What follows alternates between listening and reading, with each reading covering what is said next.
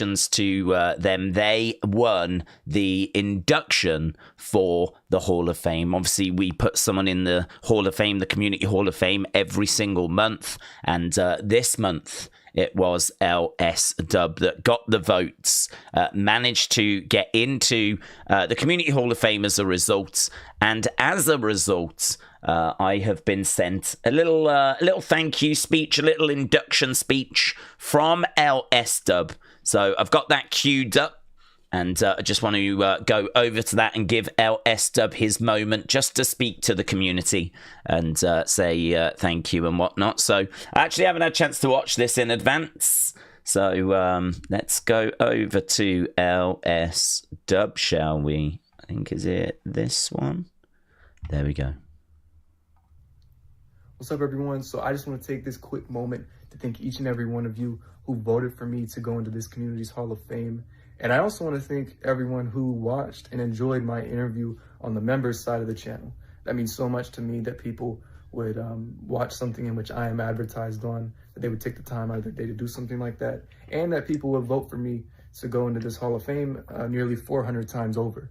So that means a lot to me. You know, this community is so important to me, as I know it is to many of you.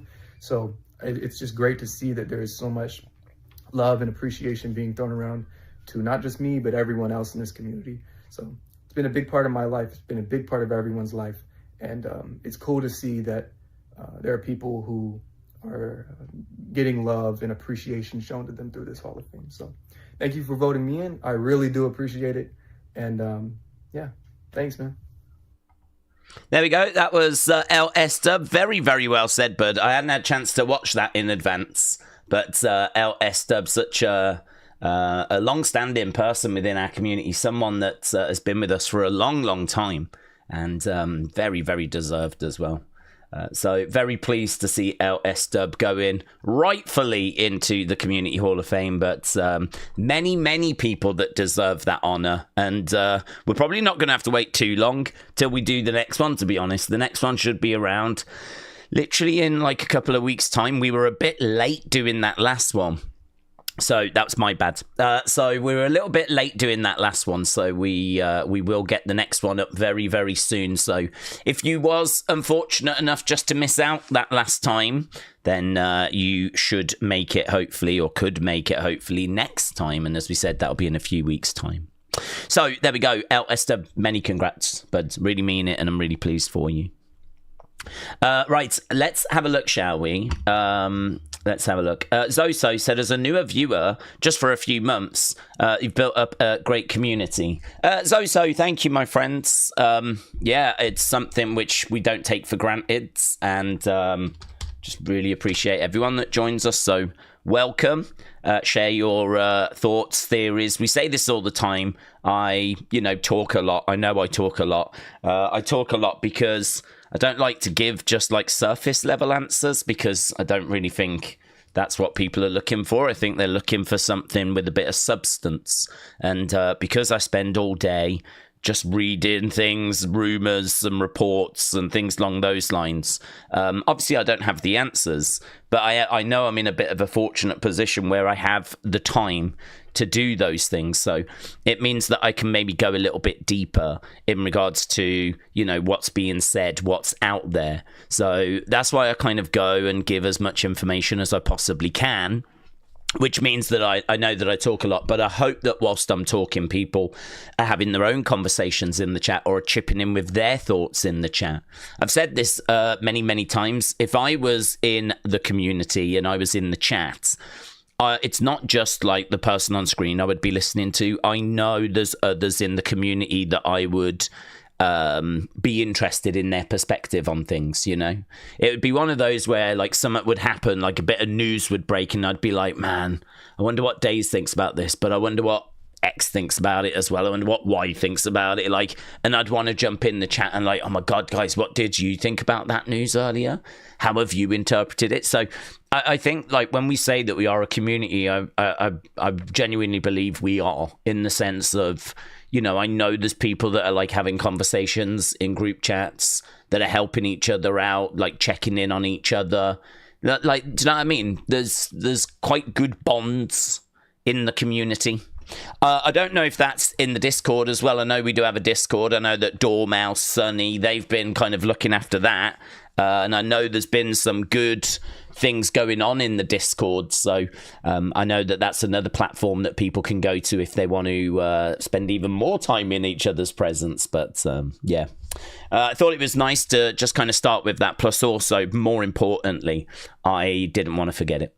So that was the reason for starting with it, really, because I didn't want to end the stream and go, oh yeah, I meant to do that LSDub thing.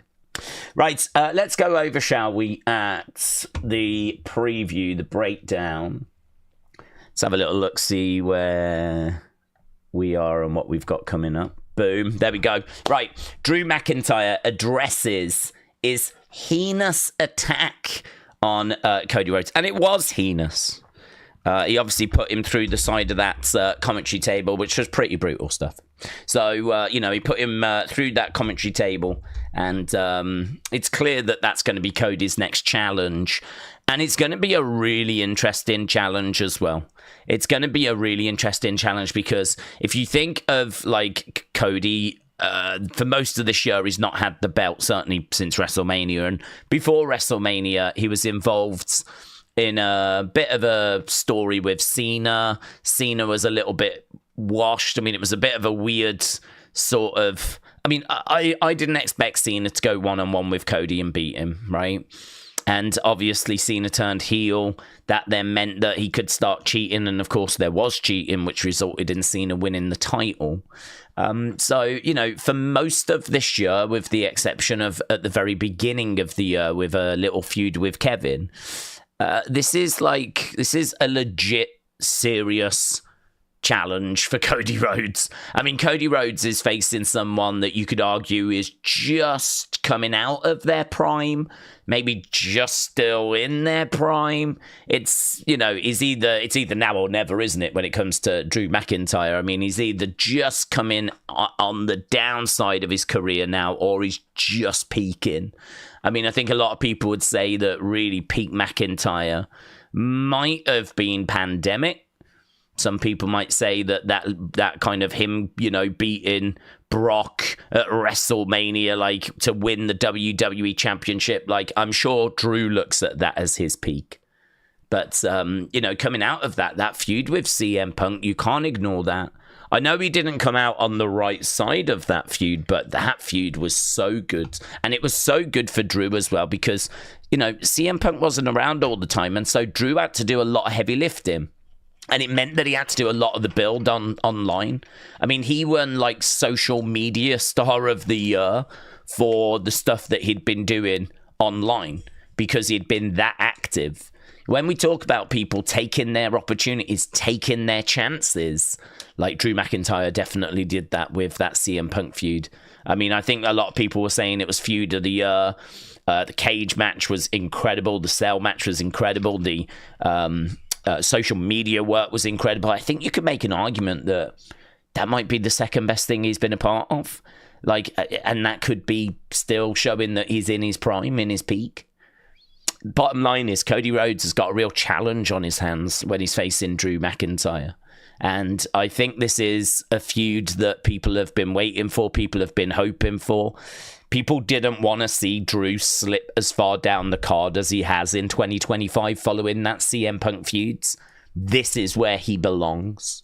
And the other thing as well is if there is anyone out there that's like a bit not massively feeling it for some reason, I think it might be because we've kind of cooled Drew off a lot this year. We've put a lot of cold water on him.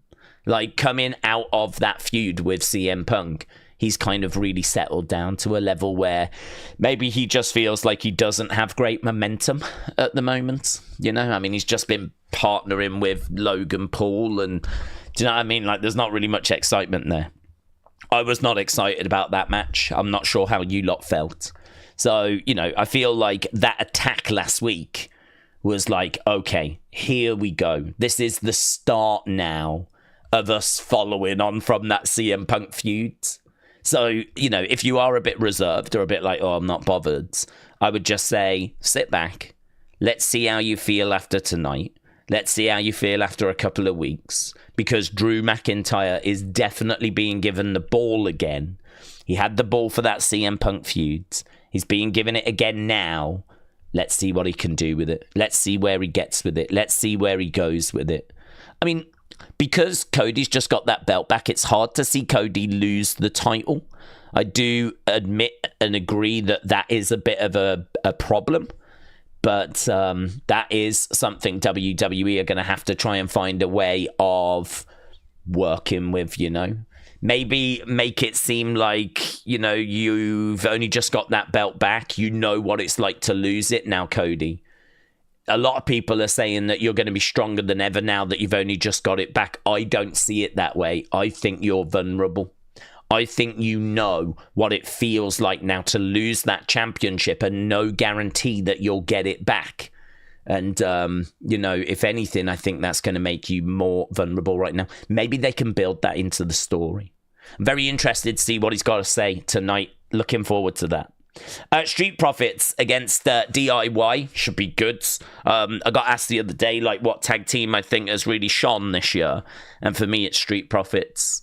I think Street Profits have been just in ring. I mean, they've just really not carried the division, I suppose, but in a way, I feel like they have. They are what everything has been built around. They've largely been the champions, so it's been challengers stepping up to them. But as well as that, if I think about some of the best moments from like the TLC match on SmackDown, you know, the one that everyone was raving about, I can just picture a lot of Street Profit moments. Like the Street Profits, Montez, like he is just... It's now or never. Like, I get that feeling with Montez and with Dawkins that it's like, if you give them an opportunity now to show what they can do, they are taking it with both hands right now. I feel like Fraxiom have just moved up. They haven't really been around long enough to make an impact. DIY are great. Nothing but love for DIY. But I don't know. I feel like there's been a few moments like their match with Motor City earlier this year. I think it was at the Rumble, which was okay, but it didn't like set the world on fire. Like I feel like I've seen a few DIY moments that have not killed it, and same with like Motor City as well. So yeah, and obviously the Wyatts haven't long come into the division, so. I think if I think about what tag team this year has really consistently delivered, and, you know, big moments at WrestleMania, big moments in that TLC match, being the champions, sort of carrying it's Street Profits for me. You might have a different team, you might have a different thought, but Street Profits are cooking right now. They're as good as I've ever seen them, honestly, right now this year. As good as I've ever seen the Street Profits. So them against DIY. Come on, it's going to be great. Alexa Bliss, Piper Niven. Should be fun. We're all enjoying Charlotte and Alexa. So that should be fun. Piper Niven obviously brings a bit of size. Alexa's obviously on the smaller side. That's a very interesting dynamic, which I'm kind of interested to see, you know, how they work with that. So, yeah, should be good. I'm not against that. I've said before, though, if I'm going to be perfectly honest, I'm not crazy about singles guys going into tag matches. That's not where they belong, right? That's not their division. So putting singles guys into tag teams, irrelevant to me. Yeah, like Roman and Jay against Braun and Bronson, like just irrelevant. I mean, what did that achieve? It achieved nothing. All it did is get some people onto the SummerSlam card. That's all it achieved. Literally like the next day after that match. Well, not even that. I mean, later on that night, wasn't it, that Seth cashed in and, you know, everyone was celebrating together. So that loss that they suffered meant nothing. So I don't even think Seth has mentioned it. Seth has just been like celebrating the fact he's been champion. I don't think he's mentioned once that Bron lost at SummerSlam. So what was that all about? And even now, it's like that match was completely irrelevant. It achieved absolutely nothing. Like we said it would achieve nothing. It achieved nothing. We're in a situation now where I thought we were going to get another tag match. I thought we were about to get like a 6-man tag match coming up for Clash in Paris. But clearly we're not, because Seth's going to be in that fatal 4-way now. So, you know, at least we've avoided another pointless tag match. But like, I'm not a fan of singles guys going into tag teams. Not a huge fan of tag teams going into singles matches, because it's just a bit fillery, isn't it? you know? So, right, rather than do the secret Hervis against Charlotte and Alexa now in my mind are a tag team.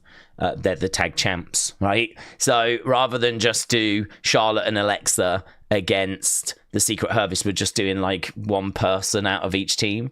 And I don't know, does that mean next week we do Charlotte against Alba Fire and then eventually we do Hervis against Charlotte and Alexa? It's like, do you know what I mean? It just feels like we're just killing time, really. But I'm still down for seeing the match. I'm not against it.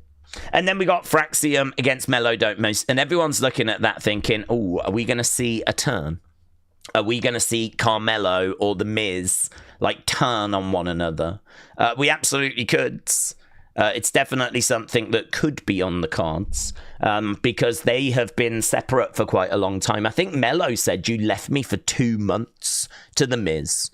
So either they have decided to bring them back together again now, or we're just bringing them back together so that we can now split them apart once and for all. So, I don't know, could Miz turn on Carmelo? Could Carmelo turn on Miz? I think that's got to be on the table.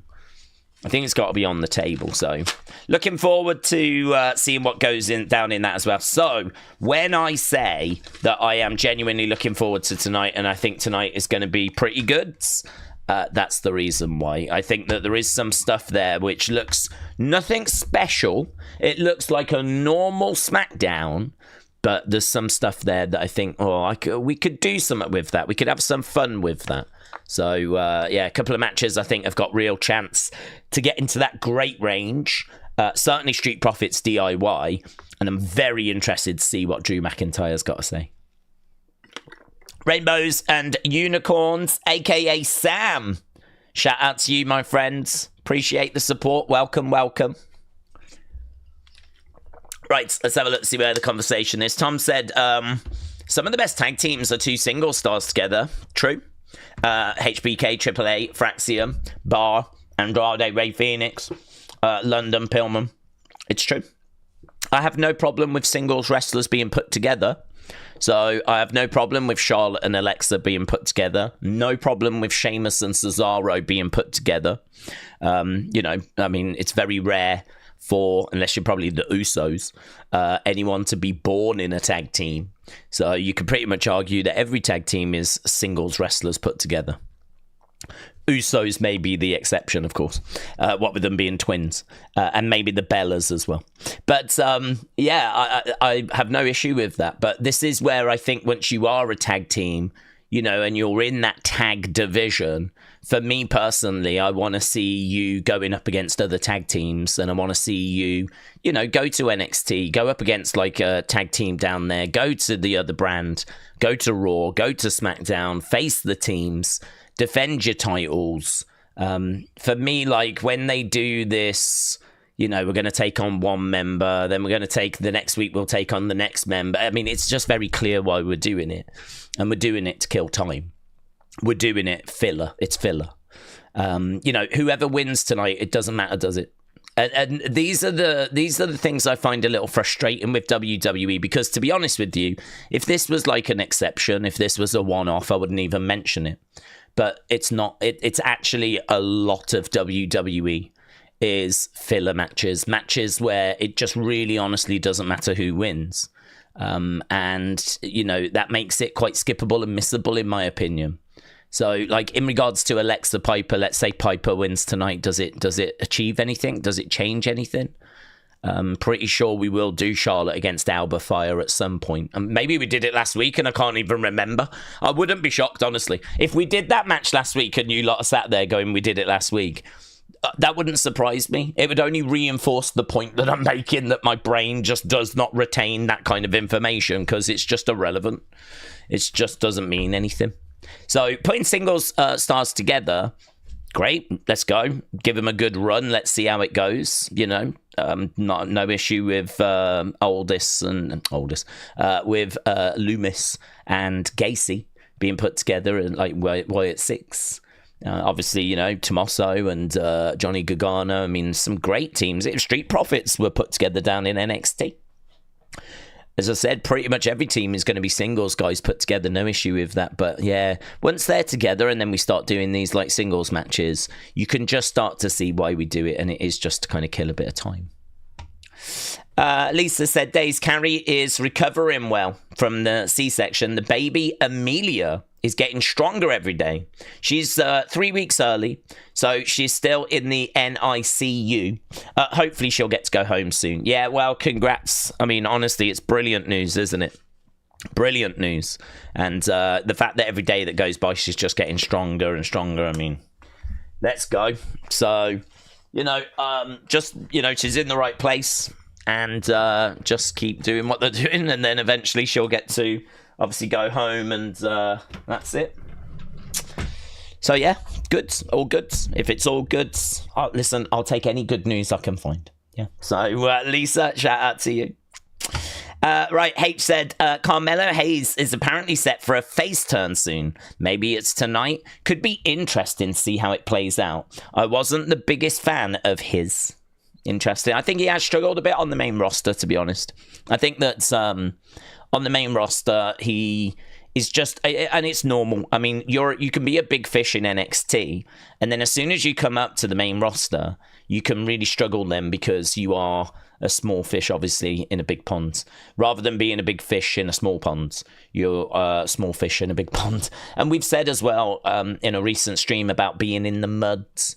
I sort of feel like when you go up to the main roster, there's a bit of momentum there. But very quickly, that will wear off. I'd say look at Penta as an example of that, right? Someone that came in and like people were red hot on him, and then he's just sort of slowed with his momentum.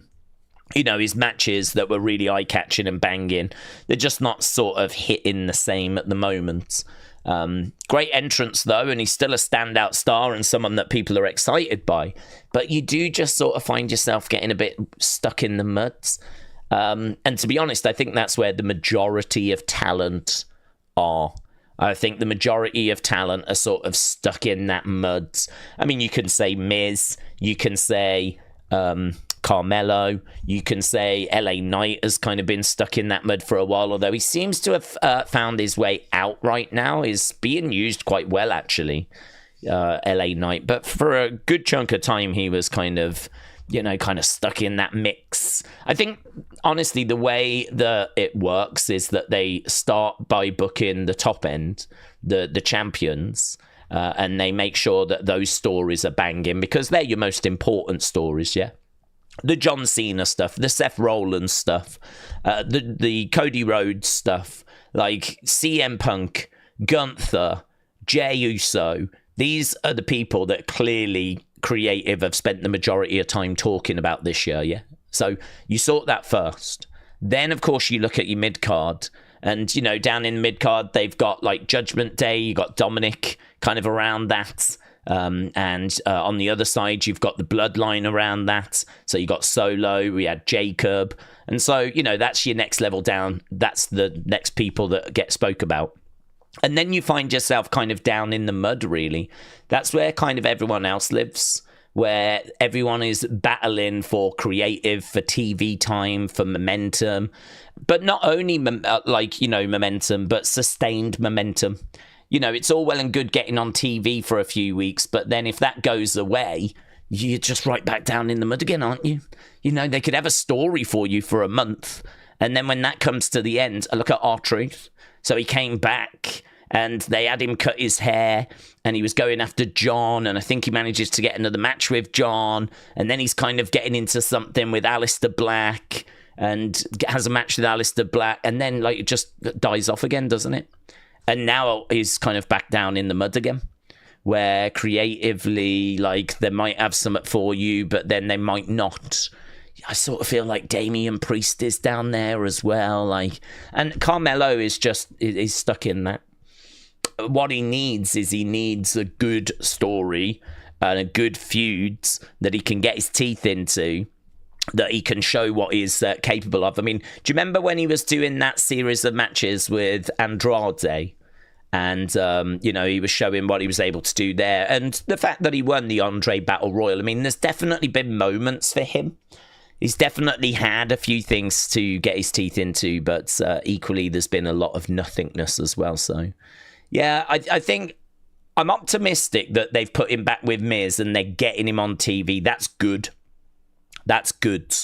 But hopefully there's a split. Hopefully there's something that comes out of today, and then he can use that to like move forward. If it is a breakup, then goods, because that'll give him some regular TV time, and then this is where he can show what he's capable of. I mean, I wouldn't say it's sink or swim, to be honest, because I think he's still relatively new in my mind. So it's not like, oh, if he doesn't deliver this, he's in big trouble. He'll end up going back to NXT or anything like that. But I do think he needs to make the most of the opportunities when they come along. Otherwise, you might end up like Austin Theory.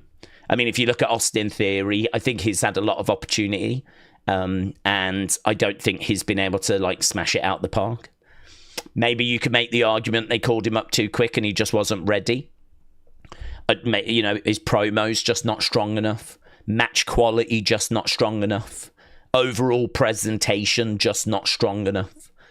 They've tried a few things, and it's, you know, none of the gloves have kind of fitted. And I think that unfortunately, you know, he is someone that's kind of struggling. Although he is injured right now. If he wasn't injured, maybe they would have something for him.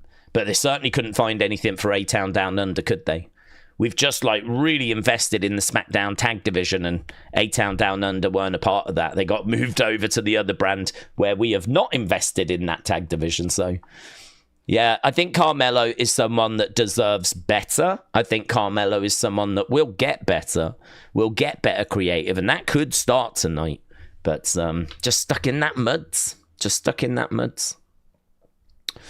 Carmelo needs some love and care in that creative room, said LSDub. I think a lot of people need love and care from that creative room. That creative room is can really make or break you, but you do have to take your own opportunities, you know.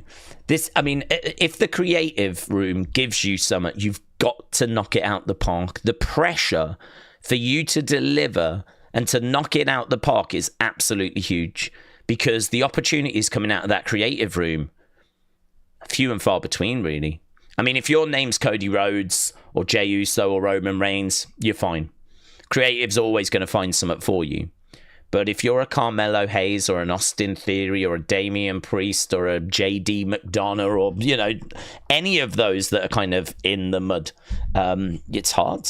It's hard. This is why you've got to take your opportunities.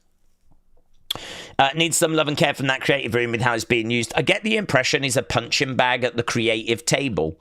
He needs people to see what is there with him, says LSDub. Carl said, Daze, I don't know if it's been spoke about yet, but if WWE do decide to buy TNA, what do we think is going to happen? Will they do a separate program or dissolve and keep certain talent? I think it's really hard to understand. I'm struggling to understand how this is working. I mean, look, if WWE want to buy TNA, I understand why. Because I think that you need like room for talent to grow. And I think that just having NXT, which is a couple of hours a week, is arguably not enough. It's arguably not enough when you've got, you know, a lot of talent that's kind of coming through. WWE are reaching out to colleges to bring in the best athletes that maybe wanted to go into football or, you know, basketball, or even wanted to be wrestlers. Wrestlers at high school level. They're going there and they're bringing that talent in. So that's a good amount of people, right, that are coming into the business.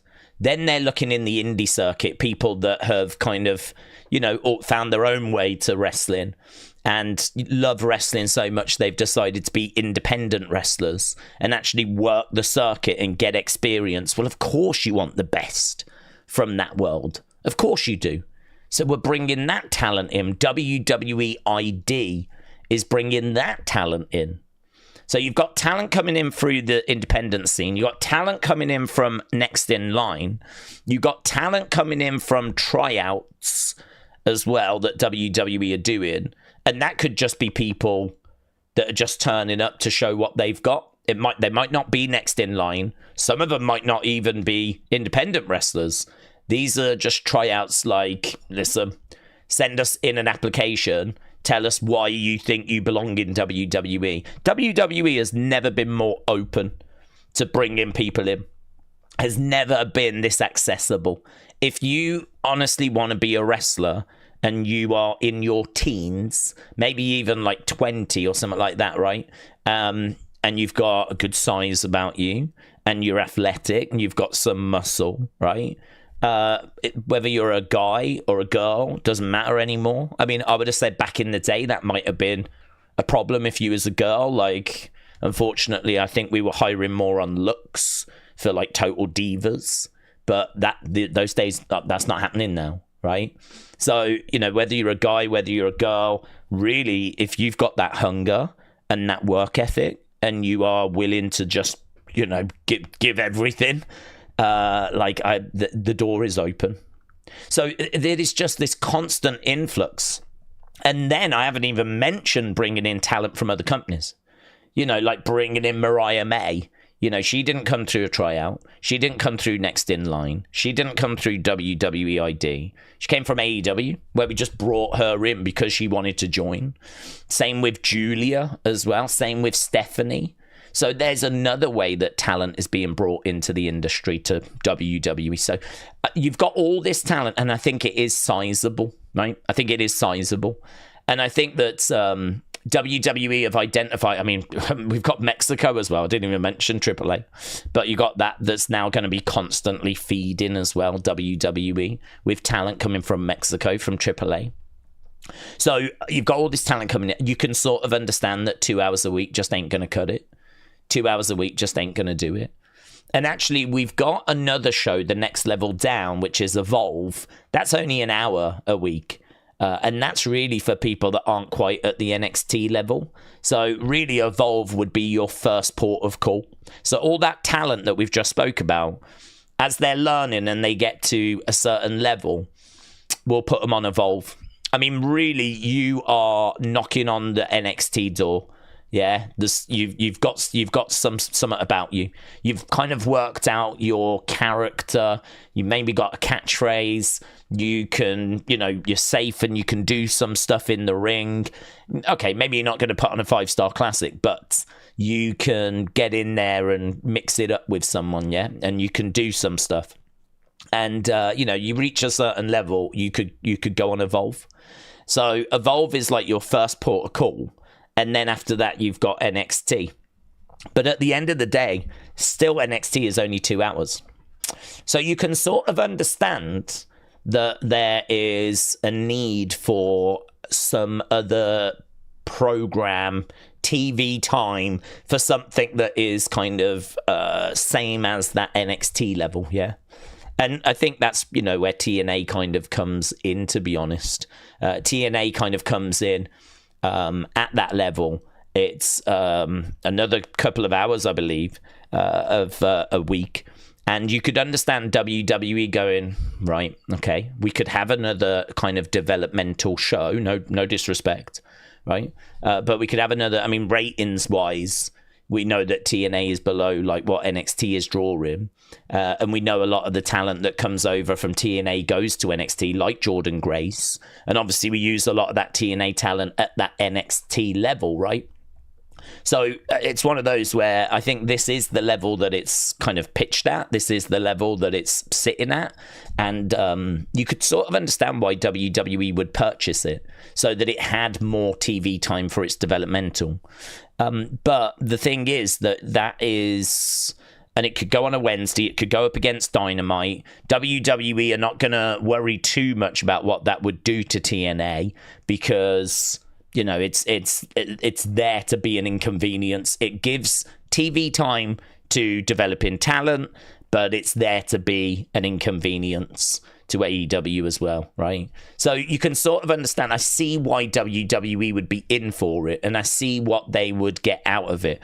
The only thing I don't know is why would the networks be okay with it going on a Wednesday up against Dynamite when clearly fans are going to be like tuning in potentially to Dynamite, you know? So I get why it works for WWE, but why would that work for USA Network or CW Network? Do you get my point? If I'm an executive at CW and WWE are saying, right, we've just bought TNA, we'd like to bring this to your platform, we're going to promote it across all our socials, it's going to get a big push, you know, we're going to drive viewers to it, I'd be like, okay, I'm interested. And, you know, I can definitely find time. I mean, CW, I think, would snap it up because they are loving the numbers that NXT is doing. But would you not be concerned if you was one of those network executives? Would you not be concerned that by moving it on a Wednesday on the exact same time as another major wrestling show, that those ratings are going to be weakened? Because of course they are. There's people that would definitely watch that will tune into AEW instead. So I get what WWE get from it. I don't get how it works for the networks. So I don't really understand that. And the other thing I don't get is how this Lorenzo guy fits in. So the big rumor, and we spoke about it in Unseen, the big rumor is that this Lorenzo that owned UFC, he is the one that really looks like the front runner for buying TNA. Now, he is not connected with WWE, and he is not a part of the TKO boards. He is just, I believe, out on his own. So if he buys it, he's got a good relationship with TKO because he sold UFC to TKO. So he's got a good relationship there. So that's, you know, fine. But this is another piece of the puzzle that doesn't quite fit. It's another piece of the puzzle where you go, well, he's just going to want to do what's right for him, isn't he? I mean, he might not want to go up against AEW because that just might not make business sense for him. It would work for WWE, but he doesn't owe WWE anything. He doesn't owe TKO anything. So that's another one where you go, oh, what's that doing now? What's that wrinkle mean? So I think, I find it a little bit of a confusing story. I mean, we still don't even know if the company will be sold. So still don't know if there is an actual sale that's going to happen there. But yeah, there's just these big rumors that are doing the rounds that they could be open to move into a Wednesday. If you know, and if they get onto a platform like CW, this would be a huge win for them. If they got onto CW TNA, their ratings, even going up against AEW, would surely be better than they are now. My understanding is their ratings like 100 and some thousand right now. You know, if they went to CW, I mean, NXT manages to do 700,000. So even if they just do half of NXT on a Wednesday, they would get 350, which would be well above where they are right now. And I think CW would even be all right with that. I think CW were hoping for like 500,000 from NXT, and NXT has done like 700. They are loving NXT on CW Network. And USA has got a great relationship with WWE. I mean, USA Network and WWE have been together for decades. So, I mean, there's a real relationship there. So, I don't know. It's a very interesting story. One that I'm obviously keeping a very close eye on. I don't know how it's going to shake out. I feel like WWE are obviously going to be very in the know about what's happening. They've got a great relationship with TNA.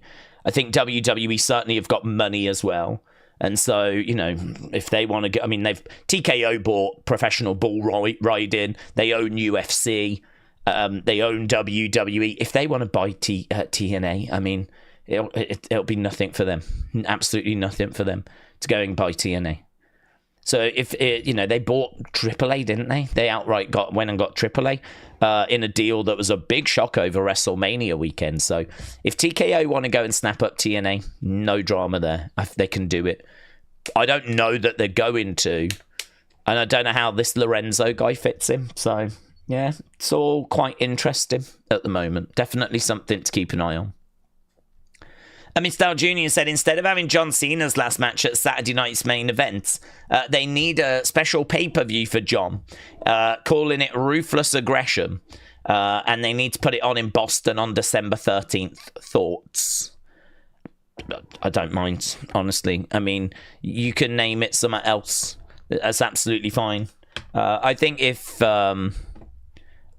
you do John Cena's final thing on Saturday night's main event, it's all going to be billed as John Cena's last match. John Cena everywhere. Do you know what I mean? It ain't going to matter. It doesn't really matter. Call it Ruthless Aggression. Call it Saturday night's main event. It's going to be John Cena's last match. I think what I would like to see, more than like them change the name of the show or whatever, more what I'd like to see is that. Clearly the whole night is going to be video packages, and it's going to be a celebration, and there's going to be special guests there. I think I'd like to see some of the undercard matches be connected with John in some way as well. Like maybe some of John's previous opponents kind of going up against each other.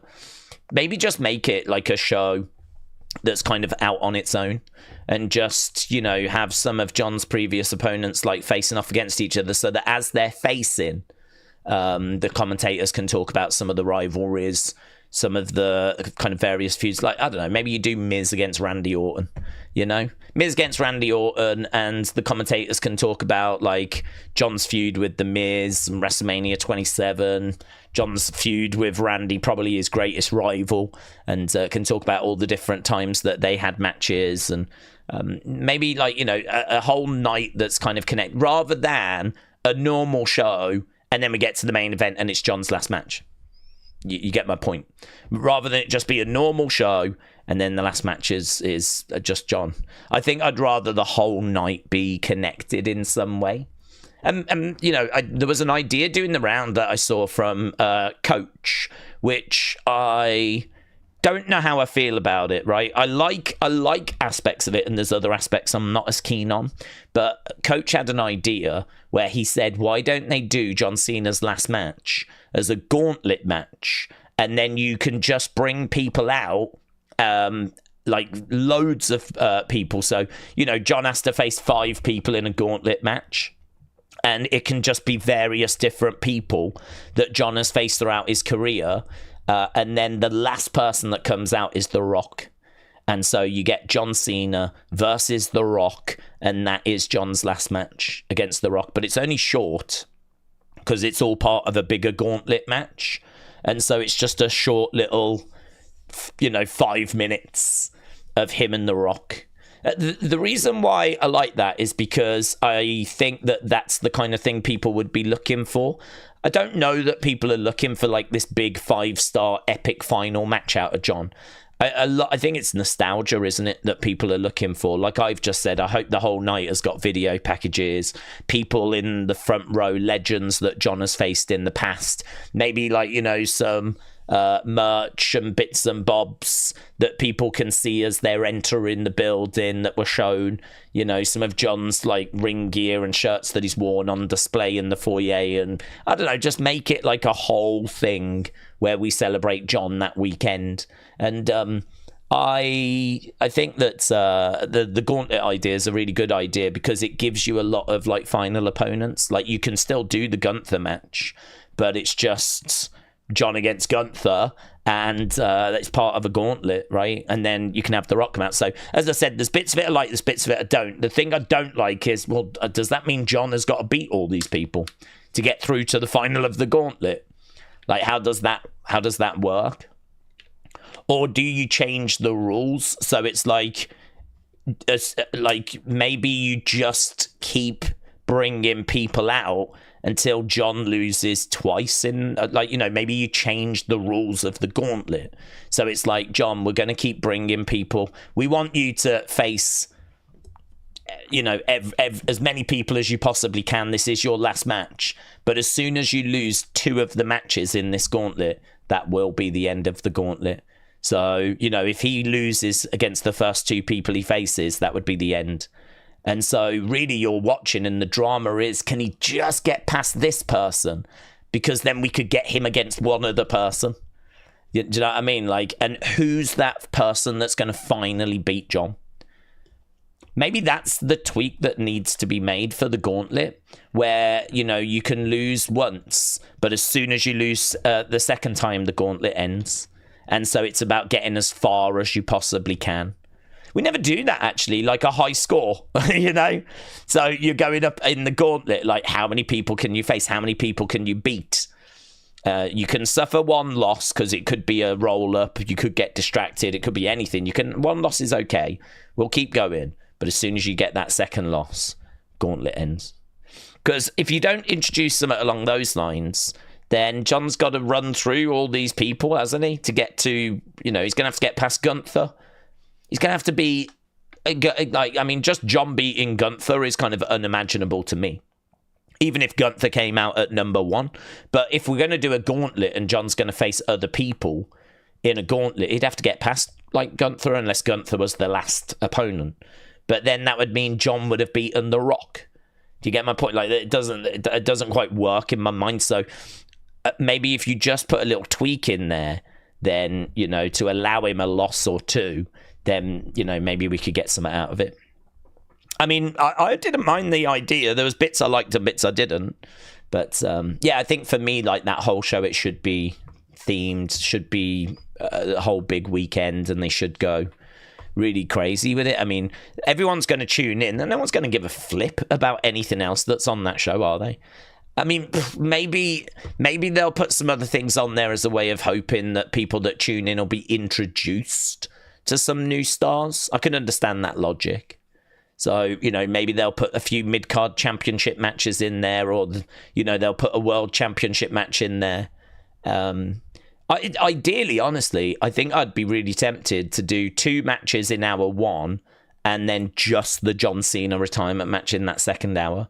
And I think that second hour should be video packages, interviews, just building up, really. You know, like when there's a big boxing match. When there's a big boxing match, the match before ends, and then you've got this period where the pundits talk and you're waiting for the ring walks, and there's a lot of filling of time because no one quite knows when the ring walk is going to happen. They know the time it's scheduled, but a lot of the time it doesn't quite go at that point, right? And sometimes the fights before overrun, or maybe they end a bit early because there's a first round knockout. And normally you've got this period of time where you just don't know. You could wait half an hour, you could wait an hour, you could wait 20 minutes, you could wait 10 minutes. I mean, it could be any amount of time. But like the pundits are talking, they'll throw to ringside to do some interviews. I would do that. I would seriously do that. I think that second hour, make it so that people don't quite know when the John Cena match is going to start, and throw to ringside where we interview some people in the front row, go back to John's chain. Imagine John in his dressing room being interviewed. We never do that. Why do we never have people go back to the dressing rooms before they come out to fight? Like, big match coming up tonight, John. Any final thoughts before you make this walk to the ring?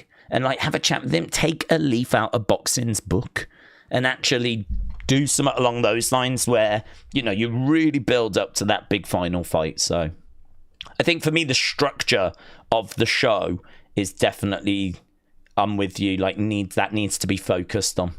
That needs to be like where we really put a lot of energy to try and make sure that, because if it's just going to be match, and then there's half an hour left and we just do John's match, like a normal Saturday night's main event, that's going to suck when there's so much potential to do something special. So I suppose what I'm saying is I don't really care about the name. You can change that. I don't mind what you do with it. I would go further and I would say, let's have a look at the structure of the actual show and let's make sure that John gets like the best send-off possible, where we really do make this show all about him, or, you know, we give him the time to really, you know, shine. Right, Daze, hope you are doing well, said Matteo. Shout out to you, buds. Card tonight seems pretty good. I can't wait for Fraxiom against Melo Don't Miz. That seems good. Also, LA Knight versus Kevin Owens. I did that with my action figures. Let's go. LA Knight Kevin Owens would be a really fun feud. I sort of feel like if Kevin comes back, you know, he's going to have like real Well, he's probably going to have the fans with him, isn't he? They're going to be really pleased to see him being back. So he might come back as a babyface. So, you know, it might be a bit difficult to turn him heel. But if he does slip back to being heel, him against LA Knight would be a really fun feud. So definitely down with that. And I agree with you in regards to tonight's card. I actually think it shows potential. I think it looks, you know, intriguing. As I said, Street Profits, great. They've had a great 2025. And Drew McIntyre, really, this is what people have been waiting for. Him feuding with Cody. This is what people have been waiting for. So this feels like we're finally following up on that CM Punk angle. And so let's get stuck into that and see what he can do. We know how good of a talker he is, so should be good. Wrestler with Andy said, "How about if it was just a one-match show?" Said Wrestler Andy. That might be a bit difficult over 2 hours because I don't think you're going to get. I mean, you might get half an hour out of John, mightn't you? So that would mean that you'd probably be doing a bit of a countdown type show, wouldn't you, for that first hour? And then you'd start the John match just going into hour 2. And then you would have time after for him to talk. I suppose you could do it. You could find a way of doing it. The only thing I don't know is, can you keep talking? I mean, you'd have enough to talk about, wouldn't you, in that hour? It's just that hour might feel a little bit like a kickoff show. And they're not the strongest, are they? The countdown shows are not the strongest. So that would be my only concern. I'd be open to it. If this was a proper creative meeting and we were sat in there and that idea was pitched, I would not shoot that idea down. My concern for that idea would be, it's going to feel a bit like a countdown show for the first hour, and then we do the John Cena match in hour 2. So how do we make that first hour like as captivating as we possibly can? What can we do in that first hour that's actually going to be worth watching, rather than it just being video packages? I mean, things like going to his bus and talking to him, great, love that. A little interview backstage, we should definitely be doing more of those. Talking to people at ringside, getting their memories, like legends from the past, you know, having Kurt there, for example. Imagine Kurt Angle in the front row talking about, you know, here we are, the end of an amazing career for John. You was there at the beginning, Kurt. Can you just give us your thoughts? Like, you know, that'd be great. That'd be interesting. Of course, video packages, some sort of countdown, like maybe the best top 10 John Cena moments throughout his career. And so, you know, you kind of count that down. Like, you could chuck that in there as well. Of course, you're going to have like pundits talking. I don't know about the live crowd, though, because the live crowd are obviously going to want to see more than just one match. But you can give them some dark matches after, probably. Or would you maybe do a couple of dark matches before the broadcast starts? But how would you engage that live crowd for an hour whilst you are kind of doing a lot of this stuff that wouldn't really involve that crowd? Do you get my point? I think there'd be some challenges there that you'd have to kind of go, right, how would we make that work? How would we engage the live crowds? Because you showed them some matches before so they don't feel cheated. Get that. Just like we do with Raw, we do like main event, and we've done speed, and we've done like some dark matches after Raw. So, you know, you give the crowd like a little extra. I get that. But that hour where you're doing like video packages, backstage interviews, ringside interviews, like how do you keep the live crowd engaged for that hour if you don't have a match? That would be my only kind of concern with just doing the one match show. But I hear it because I think we're all hoping that show is going to be special like that. I think we're all hoping that John is going to get either a whole show themed after him or John's match is the only match kind of a thing. And honestly, if they don't factor in a bit of time at the end for him to talk, they're flipping insane. If that match is going to end like Goldberg's and then he's going to get all of a few moments to talk, like that would be ridiculous. I sort of understand why Goldberg was a bit peeved, honestly. I really do. I mean, like, from his perspective, he is a legend and he gets called a legend. right? I mean, even WWE referred to him as a legend, the legendary Goldberg, you know, and they constantly sing his praises of what he's achieved in wrestling, and they big him up so that the fans will tune into the show. And then when you get to the show, they give him absolutely no time to talk. And I understand people have said, and I've said, it was hard out. There was no opportunity to stick around. We had to end when it ended. Totally understand that. No argument with that whatsoever. But it doesn't explain why we started his match with half an hour left. I mean, if you start his match with half an hour to go, and you know that you have booked a 20-odd minute match, and you know that you've got, like, commercial breaks in there, I mean, you know that you are not going to give him much time to talk. You know that you are going to really limit his talking time. And to be honest with you, I would not be shocked to find out that WWE were nervous at giving him a mic live on TV if actually some footage emerged of WWE saying, let's just give him a really short amount of time because I don't like the idea of Goldberg with a live mic having just retired on TV, right? I don't feel comfortable putting the company in that situation. So let's just give him 30 odd seconds. Let's let him say a few and let's get out of there. Because they definitely could have dropped a match off that card, started the Goldberg match earlier and given him more time. So either they've done it by design because they didn't feel comfortable, or they are just completely incompetent. Right? It's one of those two. In my mind, it's got to be one of those two. They are either completely incompetent, right? And I wouldn't put that past them, or they, by design, were like, we don't want him to have a live mic because Goldberg is someone that... You've heard, haven't you? Paul Heyman's like, it's Bill. That's Bill. I think it was Ariel Helwani after that was like, what do you think about Goldberg's comments? He was not happy about his send-off. And Heyman's response was, that's Bill. That's always been Bill. That's Bill. That's Bill being Bill. That's Bill. And I think the way that Heyman was talking is that probably is shared by a lot of people.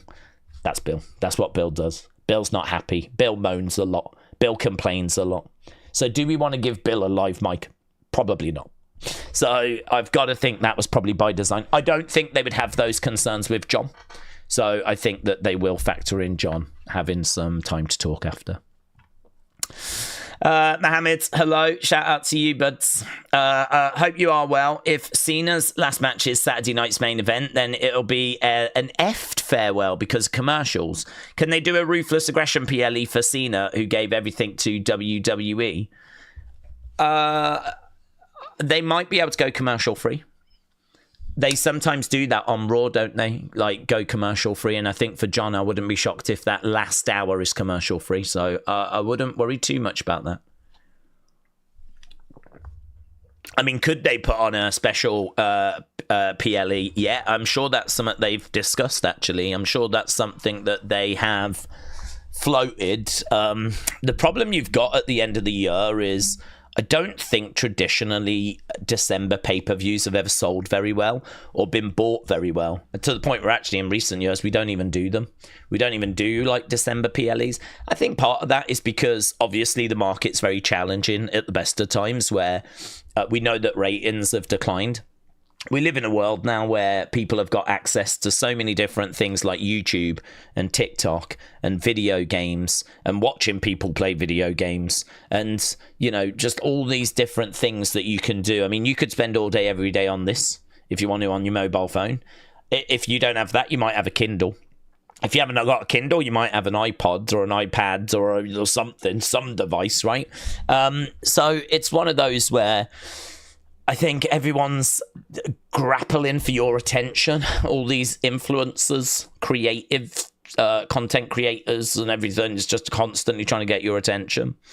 So I think that in December, when it's Christmas and people are being very careful with their money because they're saving for gifts and Christmas is around the corner. I think that it's challenging. It's even harder at that time. People are seeing family, aren't they? People are traveling to see family at Christmas time. So I think it's just really difficult at that time to do a special PLE. I think they will have looked at it and gone, look, John Cena retiring is so special. People will come to this. We can sell pay-per-view for this. We can get another show in for this. The problem they've got, though, is that they won't really make any money off it because it would surely just go onto Netflix, who have got the rights to all the PLEs, and they've already paid for that. So how does WWE get the money back from doing that? Do you make sense? Make sense? I don't know how they could structure it so that it's a standalone show.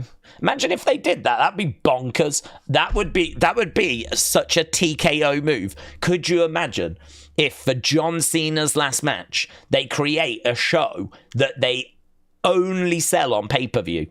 It's only on pay-per-view. And it's an extra $30, $40, $50, and that's the only way that you can watch that show. That would be the most TKO move ever. Ever. But again, from a legal point of view, how would that work with Netflix? Because Netflix have bought the rights to the PLEs, but maybe they've bought a right to X amount, so many a year. Perhaps this would be an additional one they could get without knowing the contract. I don't know. But what I would say is, if your concern is commercials, I think there's a much easier way around that. I think if your concern is it's going to get interrupted with commercial, let's just do the hour commercial free. They do that for Raw, SmackDown sometimes. They can definitely do that for Saturday night's main event. They can definitely do. I mean, TKO, please. I know you love money. We all know you love money. But you can, for 1 hour, take a hit where you can afford to go commercial free for John Cena's last. You can afford that. You know you can. You can afford that. So I think rather than worrying about doing a special PLE so there's no adverts, just go commercial free that hour. But wouldn't that be the most TKO thing ever if they charged us pay-per-view? We should not give them ideas. Yes. Zozo said don't give them ideas. Soon they'll be sponsoring entrance music. Oh, funny you should say that. Beyblades. Yeah. If I say Beyblades, there's a lot of people that'll have flashbacks. Austin Theory came down a few years ago, and as he was making his entrance, the screen in the background was not saying his name. It was not showing him wrestling. There was no fun graphics package. It was Beyblades. A Beyblades advert whilst Austin Theory made his way down to the ring. And you know they were looking at that to see if that was something that they should roll out. And at that point, someone somewhere went, no, that's a bit too far. We can't really get away with that. Someone somewhere went, no, I think that's the line. And that might have been when Vince was in charge, you know. If someone at TKO has that same idea, I don't know that anyone at TKO is going to go, no, I think that's too far. Look at what they've done to the ring. So, you're right, let's not give them ideas, shall we? Mohammed said, Saturday night's main event is not a big stage for a retirement. He is the identity of my childhood. He was the first wrestler I knew about when I was a kid, even when I didn't know my name. Well, I don't know. I'd have to disagree because one of the biggest, highest rated shows in the history of wrestling was like one of those type shows. I mean, I don't think it wasn't Saturday night's main event. I think it was called The Main Event, and it was Hogan and it was Andre, and it was their rematch from WrestleMania 3. And I think the viewing figures on that were like 30 million. I mean, this is going to be on TV in America. I don't know, like, they'll obviously make this thing like accessible everywhere. They will make sure that you know where you've got to go to watch this thing. I've got no doubt about that, right? So be it YouTube or wherever it is, they will make this loud so that you know where you need to go, right? They're not going to just do John Cena's last match and, you know, the communication be a bit wishy-washy as to where you need to go to find it. They will shout, like, you know, internationally, this is where you go. They know John Cena's last match is one of the biggest things they can do. And so, honestly, I mean, it's one of those where I understand doing it on a Raw or a SmackDown is not big enough because that's just a weekly show. But a Saturday night's main event was a pretty big deal, actually. I understand that Saturday night's main event doesn't have the same allure in 2025 as it did in the 80s. I do understand that. But it is still on TV in America, easy to find, easy for people to watch. And viewing figure-wise, I don't know that it's going to... I don't know off the top of my head how it would compare to it being its own, like, PLE, honestly. I mean, this is all stuff that WWE need to weigh up, but if he does kind of go off on a Saturday night's main event, I don't view that as a negative, because for me, as I said, one of the biggest shows in the history of wrestling was one of those shows. I think modern fans probably look at Saturday night's main event and it's probably got a bit of it's not as big as a WrestleMania. And I get that. Of course it isn't, right? But John doesn't want to go to next year's WrestleMania. I mean, that's the right place, isn't it? Let's all be honest. That's the right place. But John is the one that has decided that by December he's done. And the problem is we don't have a big show in December. So you can introduce a PLE. I understand that. And I'm sure that's something they have discussed, but they have a show in December already, which is Saturday night's main event, which is on TV in America, which has provided some big moments in the history of wrestling. Still, I believe, the most watched. I think it is still the most watched WWF moment, WWE moment ever, is that main event show. Hogan, Andre, late 80s. When Andre wins the belt, Hogan gets screwed. That then sets up WrestleMania 4. So, you know, that, I believe, is still the biggest, most viewed moment. So, you know, could this do some numbers that could be, you know, big? I mean, honestly, John Cena's retirement on TV, I don't know what that number would be. I mean, we'd be on NBC, wouldn't we? So, I mean, I've got no gauge. I think Saturday night's main event tends to do like 1.7, 1.8. I would think John Cena would add another million on that. I think you'd be knocking on about 3 million. Maybe about 3 million just US. So, I think you'd be looking at something like that. I have no idea what a pay-per-view on Netflix would do. Like, you know, I have no idea how that would compare.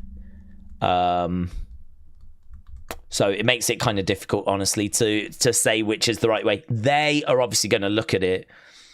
They are also going to want to make the most money off it as well. That's another consideration that has to be brought in. If it goes on to Netflix, they've already been paid. So, but equally, if it goes on Saturday night's main event, they've already been paid. So, don't know. It's going to be really interesting. Whatever they decide, it's going to be right for the business. It's going to be right for WWE. And to be honest with you, that I think is what John would want.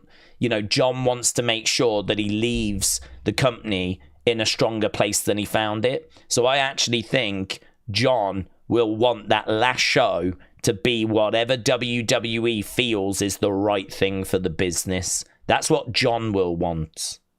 So if they decide it's Saturday night's main event that's the right thing for the business, John will be absolutely fine with that. Because John could have carried on till WrestleMania and had that big send-off. We would have done it at Mania. And it would have been, you know, would have obviously main evented either night 1 or night 2. I don't know which one it would have main evented. We might have said goodbye to John on night 1 and then done the WWE Championship on night 2 or something, or vice versa. Maybe done the WWE Championship night 1, said goodbye to John on night 2. I'm not sure, but it would have been a top match at WrestleMania, but John wanted to end it in December. So it's gonna, you know, now we've got to make the best of a bad situation, if you will. Right, where are we? 45 minutes to go. Can't they do a super showdown like we did with Undertaker Triple H? Well, that was just a PLE, wasn't it? That was just a PLE, like a foreign PLE. So that was just part of the schedule, I believe, anyway. So they can introduce a PLE, but again, my pushback is going to be contractually, does that then mean that Netflix have to carry it? And if Netflix have to carry it, I think the expense of putting on a PLE and then not getting any money back for doing so because Netflix have got the rights for it might not be in the best interest of the company. That might not be the right way forward for the company. Plus also, from a ratings point of view, what would a PLE like that on Netflix do, viewing figure-wise, in comparison to a Saturday night's main event that's going to be on TV in America? I mean, is that going to be more accessible? And are more people, if you shout about it well in advance, are more people going to be able to tune into that and watch that compared to doing a special like PLE? So, I mean, I'm not the right person to have this conversation with because I'm saying that I don't have that information in front of me as to what the right move is for the business, but obviously the business does have that information. The business has to decide what is the best move for it, knowing the deals that it's got in place. So knowing that they, are going to go. I mean, they're also talking about moving it, aren't they? So they're talking about doing a show and putting it up against AEW. So we know they're looking at alternatives. But as people have said, if you do that, not only then are you competing with AEW, but you're also competing against the NFL. So, you've got an issue by doing that, by moving. So that might not be the right way forward. You might hurt AEW, but you're going to sort of hurt John Sendoff at the same time, because people will tune into the NFL game and they'll tune into AEW, and so you're hurting John there. So there's so many different ways of doing this. It's not just the show that it's happening on, it's also the date that it's happening on that you've got to kind of nail down. So it's hard. Plus, you are contractually obliged to do that December 13th date. You have to do that show. Saturday night's main event has got to be done in December. So I don't think you want to do the Saturday after that because it's so close to Christmas. The Saturday after that is the one that puts you up against the NFL. So do you do the Saturday before that? All of a sudden then you probably only got one Saturday that you can do a show on if you want to do a PLE. John said he's done in December. Like, that's it. Like, he's not going to go into 2027, and he said this at the start of the year. So, again, another problem you've got is the date. You've got to do Saturday night's main event. That's in the contract. And I don't think you can do 20th. And we know the issues on going on the 27th. So then what would be the other one? Would that be the 6th? So, would you do a goodbye to John thing on the 6th and then you got to do Saturday night's main event the week after? That's a possibility. I'm not saying that you can't do that, but I'm just trying to show this is not straightforward. There's a lot of considerations that have to be took into account, and the company's going to have to just try and find what it thinks is the right solution and the best solution for everyone.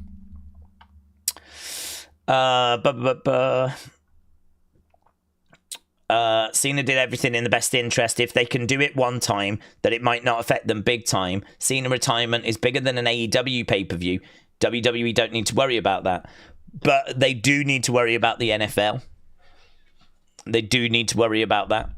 And the other thing as well is I think the NFL is on the same network as Saturday night's main event, which means that it can't be on NBC, which would mean that Saturday night's main event has then got to move to a different platform.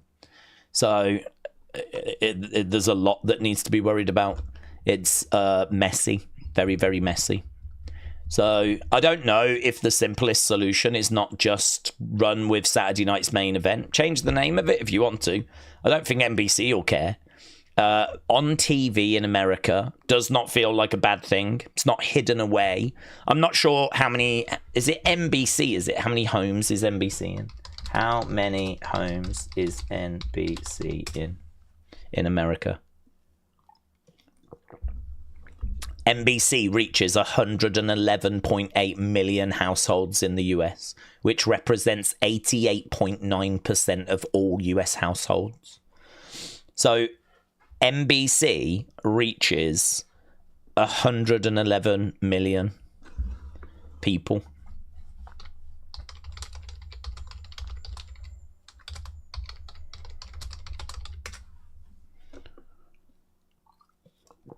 Netflix, 81 million in the US. NBC reaches 30 million more homes in the US than Netflix does, apparently.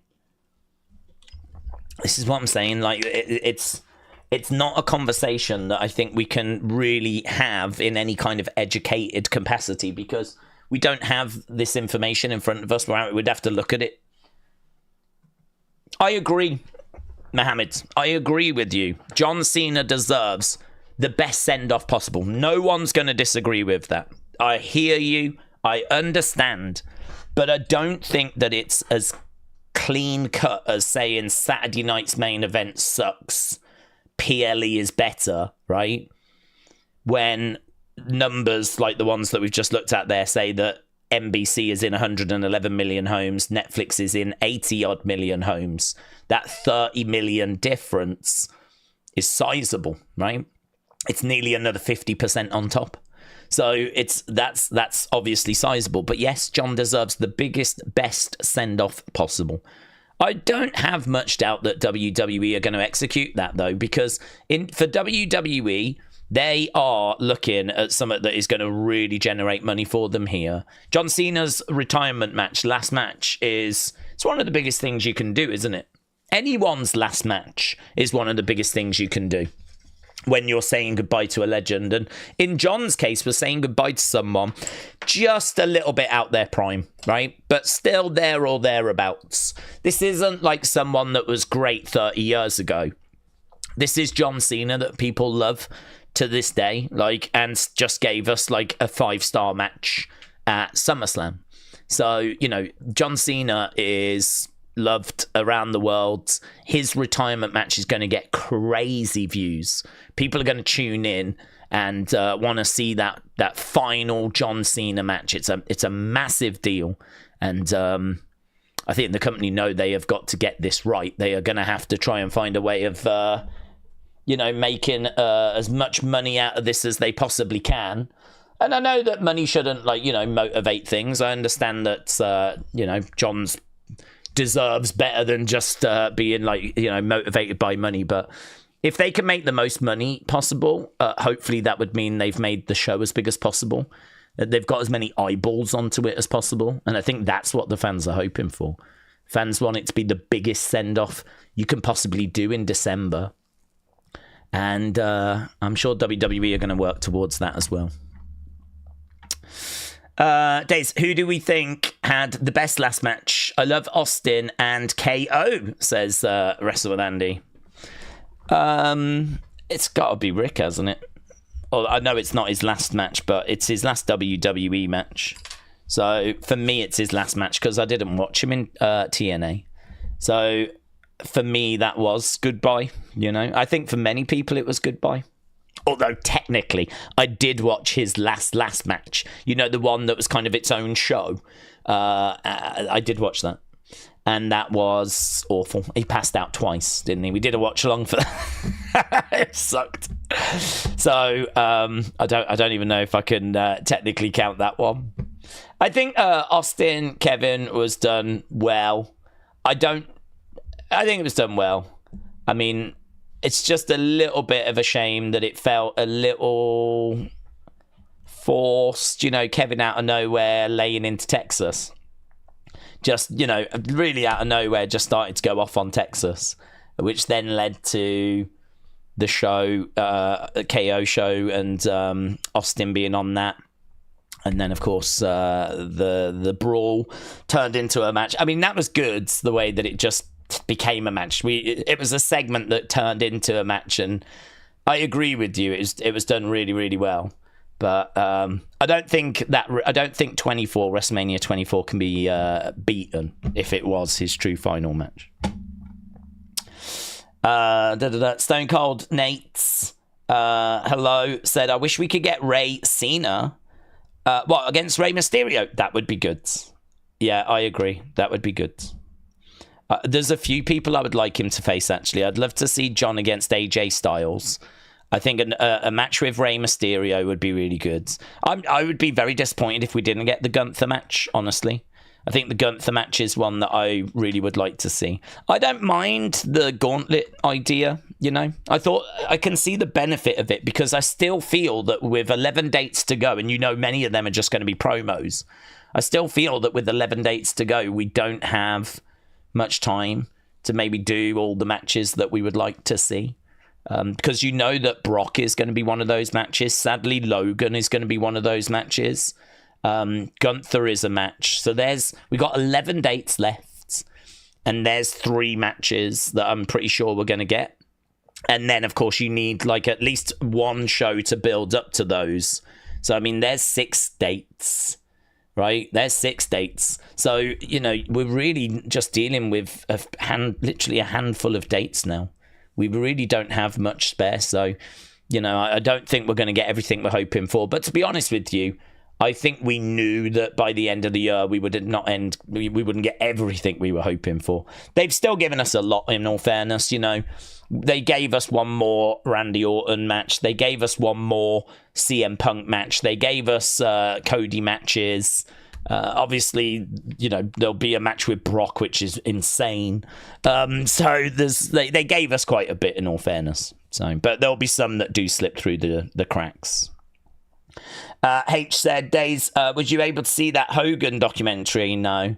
It seems strange hearing Vince's thoughts on Triple H's booking. It seems rare to hear from him after everything going on now. I agree. I did not get a chance to watch it because I don't know where it was, honestly. I mean, I don't know. Was it just on their website? I don't know where you would find it. Maybe it was on YouTube, but it never presented itself to me. So I wasn't able to watch it. I actually don't even know. Is TMZ a channel? I only know TMZ as people that hang around airports. Normally, if I see a clip online of like someone being interviewed, it's normally as they're kind of walking through an airport, and that's normally TMZ. That's normally their strategy, is to just hang around airports and just hope to bump into people. I sort of see TMZ as the lowest of the low. You know, those people that go to airports for autographs that we don't like, and wrestlers always say, please don't approach us. You know, try and, you know, it's stressful enough. We're trying to get flights and all of that sort of stuff. And you get those people that go to the airports to get like autographs. Like, I understand if it's like a kid and you spot a wrestler. Like, I get it. I do understand that, yeah. So I don't really have a problem with that, right? Who would? But like, you know, these people that go to sell stuff on eBay, lowest of the low, yeah. I sort of see TMZ as that of the journalist world. I mean, like every time I see their interviews, it tends to be that like they've grabbed someone at an airport or they're walking down a street or something like this. Like they are the paparazzi that you see famously following people. You know, as people are coming out of nightclubs, like, and getting into cars. Back in the day, there would have been like some, you know, photographer doing some upskirt shots. You know, in my mind, that's TMZ. That's what they do. That's what they're built on. So that's all I know them for. I don't know that there is a TV channel. I don't even know there's a website, but I'm sure there is. Of course, I'd imagine there is. I'm not aware that there's like a magazine. Or I ain't got a flipping clue where they put their stuff, right? It just seems to go on social media. And so, yeah, no, I didn't get a chance. I only saw the clips. But yeah, I agree. Like Vince talking about the booking was very surprising. I suppose, though, he did get asked, didn't he? So I don't know that it's something he would have brought up, but him saying that he would not have done it that way.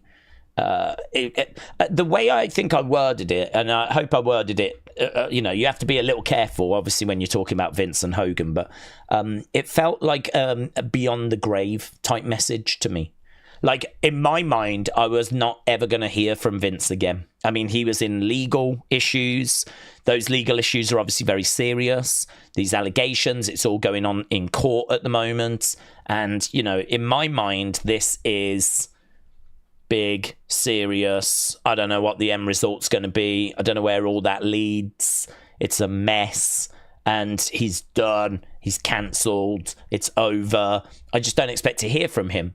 So for him to pop up on an interview and talk, and not only just talk, but also talk about booking.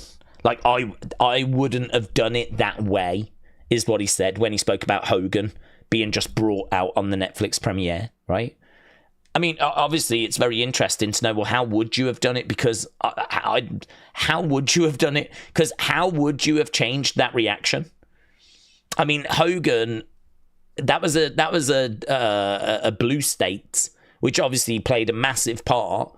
But even so, I think still anywhere he would have got mixed at best. So, you know, how would Vince have actually set it up so that it was a better reaction? Or maybe he wouldn't have brought him out in front of the crowd. Perhaps he would have done a little backstage thing. Perhaps he wouldn't have used him at all. I don't know. We never actually dug into how would you have done it. Vince just said, I would have done it. I wouldn't have done it that way. But it is interesting because, I mean, clearly he's watching the program. Clearly he knows what's happening. He didn't get asked, like, what did you think? And he went, oh, I don't watch the current program. Clearly he is watching and he is aware. I'm sure he's having conversations with Triple H. And because it is, you know, his son-in-law. So, yeah, there was a few bits in there. You go, oh, that's enough. That's a bit of information that I honestly never thought I would ever get. Kind of felt like it was from beyond the grave. In my mind, he's gone. He's gone. And so to actually get that extra information was kind of really interesting, yeah. So, yeah, Vince seeing that he looked awful as well. I saw a lot of comments from JR saying about how bad he was.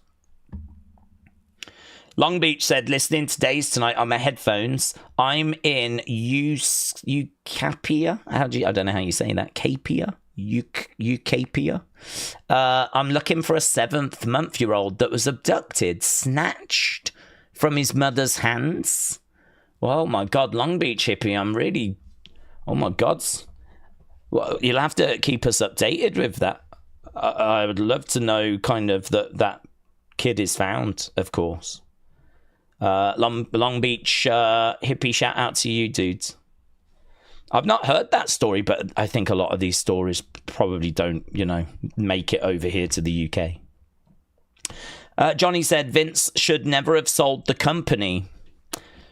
I think there was a lot of pressure that was being applied, wasn't there? Because there was a lot of internal stuff. I mean, there was like allegation, all the stuff timeline wise, it's kind of hard to remember everything that happened because there was a lot that happened. But if the timeline is right in my head, allegations came out, which meant he had to step away.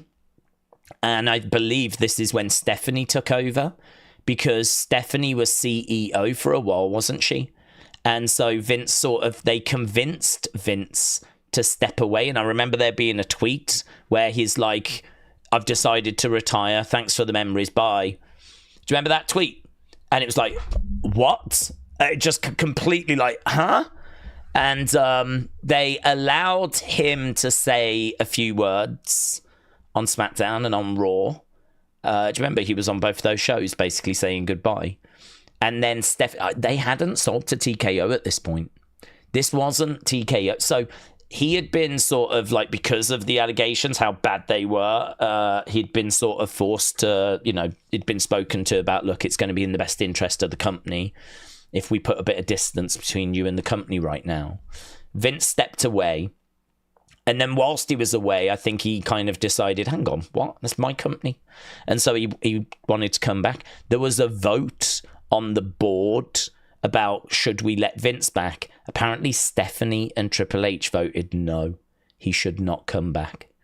And that, I think, has been a big issue within that family, right? So Vince was out. There was a vote about should we bring him back. He found a way of getting back because obviously he's got shares and he's got a lot of control and he's got a lot of power. So, you know, irrelevant of the vote, he still found his way back in. This is when Stephanie is like, my time as CEO has come to an end. I'm off. Thanks for everything. And so with Vince back, she went. Steph was done. I mean, the amount of heartache, heartbreak, turmoil, family drama, what must have been going on at that time? If ever there is a book that comes out about any time period in WWE, any time period, I want it to be that.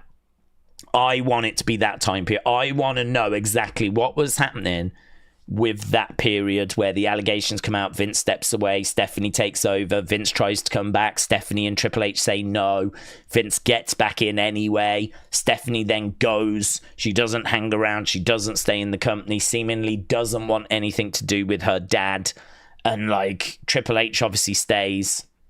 I mean, drama on a level that is just better than anything you get on TV, right? I mean, this is why people are so engaged with what happens behind the scenes, because it's better than what you get on the show. It is so much better than what you get on the show. I mean, that's when we needed Unreal, yeah? Where was Unreal then? Imagine if we had Unreal at that point and the camera crews were at, oh my God. And it was like proper, we're just going to film. We're just going to film and we're just going to put it out and the world can make its own mind up as to what they think, right? We're not going to edit it. We're not going to make anyone look good. We're not going to make anyone look bad. We're just going to put the footage out and you can decide for yourselves, right? Oh my God. I would eat that up all day, every day. It would be my favorite show of all time. So anyway, yeah, he comes back. And then I think at that point is like, right, I am not in a very strong position here. Sponsors are not thrilled that I am back. I think this is when, like, there's a lot of rumblings from sponsors that they're not happy that Vince has returned. Stephanie has done one, and so she's kind of left the company, and there's a lot of, like, turmoil.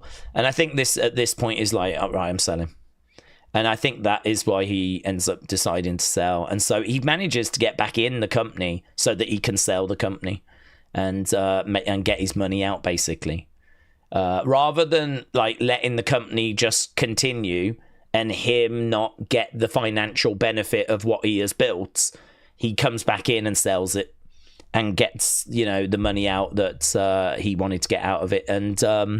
And a bit of like middle finger up, really. But I mean, it's one of those where now he's got he struck an agreement where he was going to be still in and on the board with TKO, so he still had some power. But of course, these allegations just completely took him out. So I mean, now he's like just completely out, isn't he? So it's all a big giant mess. It's all a big giant mess. I don't know where Steph is in regards to her relationship with her dad. I thought it was interesting that Steph and Triple H and Vince were all at Hogan's funeral. I would flipping love to have been a fly on that wall. Are they good? I don't know. I honestly don't know. I mean, if word came out that Steph hadn't spoke to her dad for 3 years, I'd be like, well, that makes sense. If it turned out that Steph just hasn't spoke to her dad and they just don't have a relationship like Brooke Hogan and Hulk Hogan, I'd understand. But I really don't know. I do sense, and I don't know if you sense, but I sense that Steph has really, really been through a lot. She always, whenever I see her, seems quite broken. She always seems like she is trying to find a way of, I suppose she needs a purpose in the world again, She doesn't really work for WWE. I think she's a bit lost. I think she was someone that was in a position of... She was CEO at one point, right? I mean, she was in charge of the whole thing not that long ago. To go from that to just completely out, And I think, like, the McMahon name has been, like, dragged through the dirt. Vince's name has been dragged through the dirt. Don't forget, there was a little thing with her and Ashley. Do you remember that? Word kind of came out that... she was kind of involved with the Ashley cover-up, of what had gone down in that incident. So she kind of got caught up in that a little bit as well. I think she's really been through it. I think she's really been through it. And I think she's in a situation now where, like, she's probably cried herself to sleep many, many times.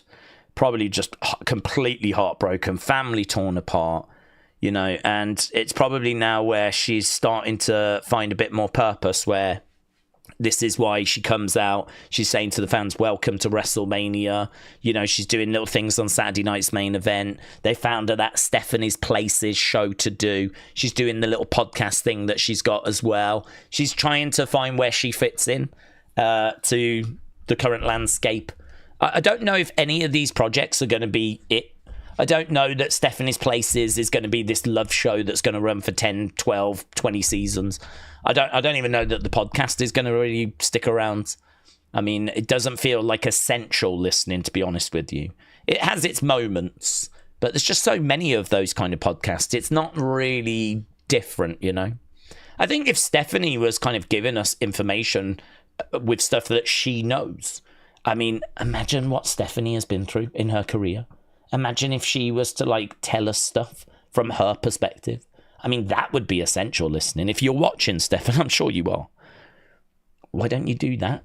Why don't you actually tell us what it's like to be the CEO of WWE? Because guess what? There's only a few people that can ever do that. Like, what does a day look like? What were some of the frustrations that you had?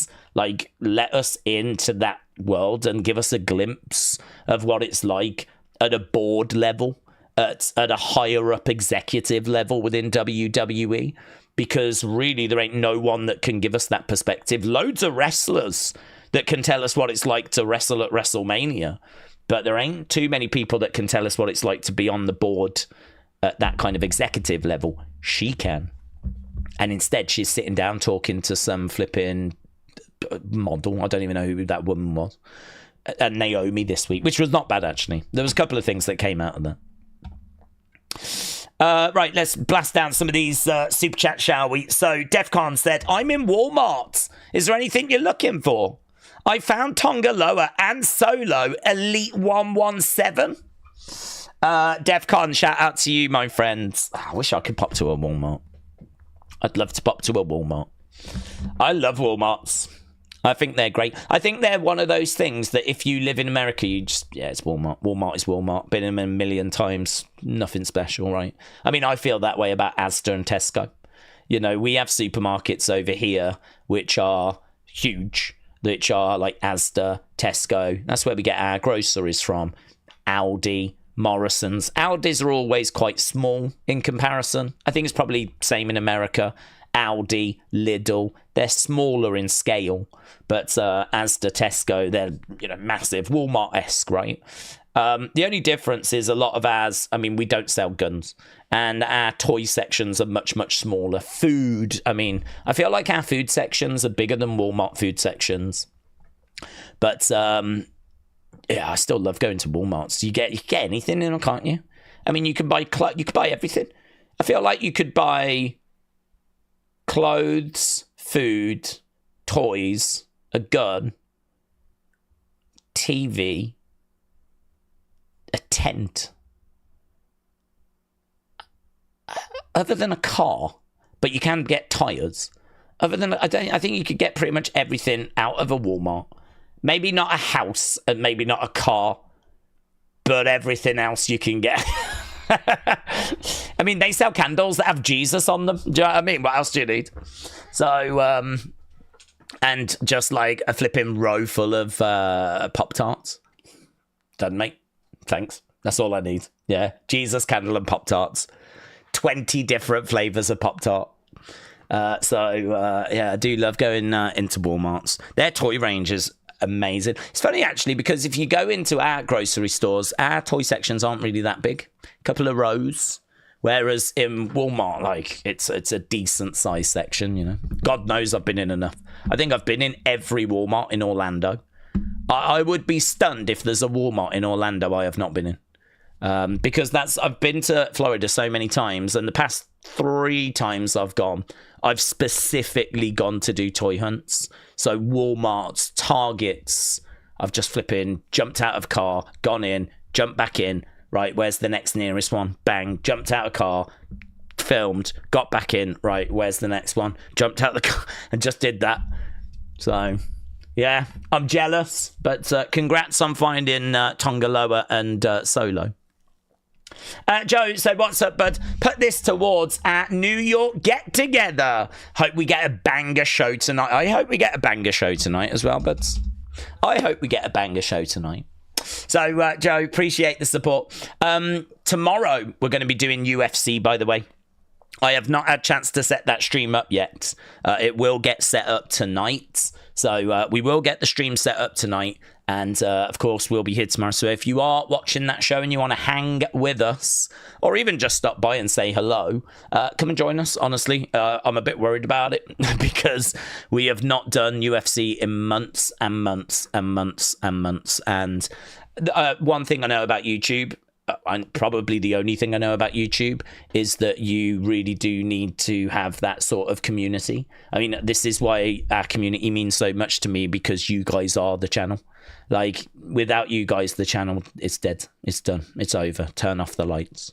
So, you know, that's why we're able to, like, keep going, because we can do streams and we know that we've got a community of people there that are going to come and share their thoughts and have a chat in the chat. And, you know, that's without that, we're dead.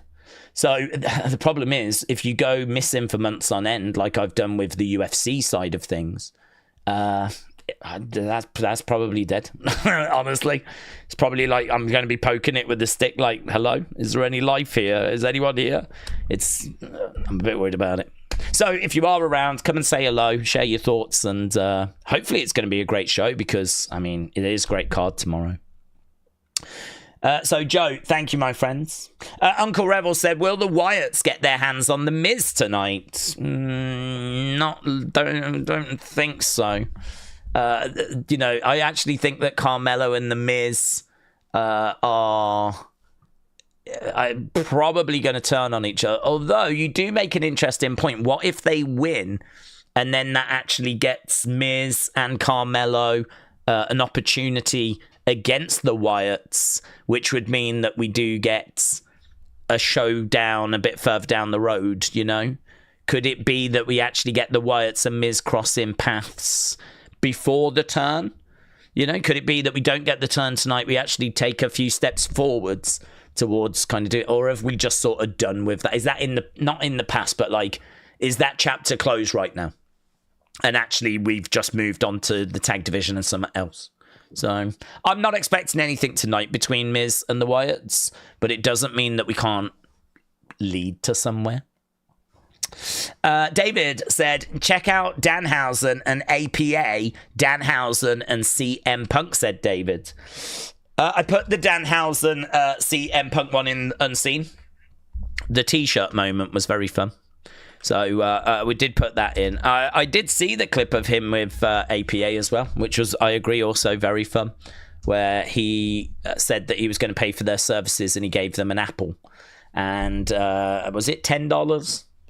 And they basically tell him to do one. So he is very good. He is very entertaining. I don't know what Danhausen's up to at the moment. I don't know if he's still with AEW. I don't think he is.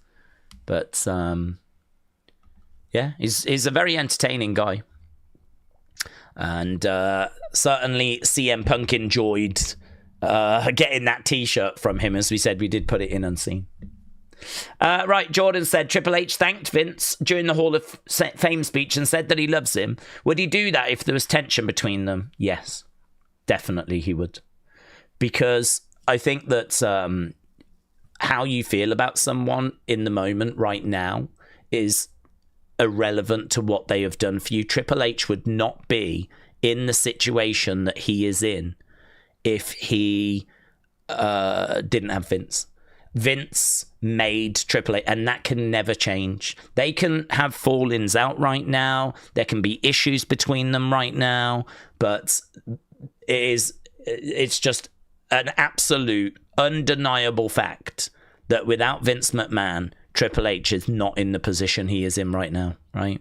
So I think if you're going to do a Hall of Fame speech where you're looking back on your life and you are looking back on your career and you are going to work your way through what got you into wrestling and the journey that you've been on, at some point you are going to have to acknowledge Vince.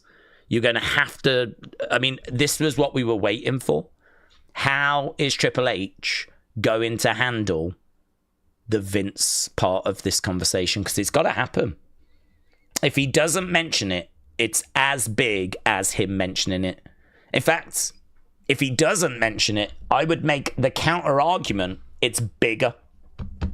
If he does a Hall of Fame speech where he goes through and looks back on his career and at no point is Vince McMahon mentioned, that is bigger than what he actually ended up doing. So we were actually waiting specifically for that. And I don't know if you remember how he framed it, but at the very end of the speech, he said, and here's the bit that I've been delaying. This is the bit that I've been kind of, holding back, if you will. And speaks about how controversial it is at the moment. And I just thought there was a lot in there that was really interesting. So he did say, thank him and say, I love you to Vince, and thank him for everything that he has done, right? And I think that to me was controversial. I actually did a video on it on the channel. I did a little clip thing, which blew up, honestly. I mean, the reaction was so big. Everyone was waiting to see what was going to be said. And he had to mention it. And I think that there's obviously, if you've got to mention it, which he did, there is very little benefit in being an arse, is there? There's very little benefit in being a douche. There's very little benefit in going on stage and being like kicking off or causing any problems or making a big deal out of it. I think that he was classy in what he said. I think that it's very awkward because whatever you say is going to be dissected. I think the fact he said, I love you, was probably further than I thought he would go. I think that thank you would have been what I was expecting. I love you was probably further than I was expecting.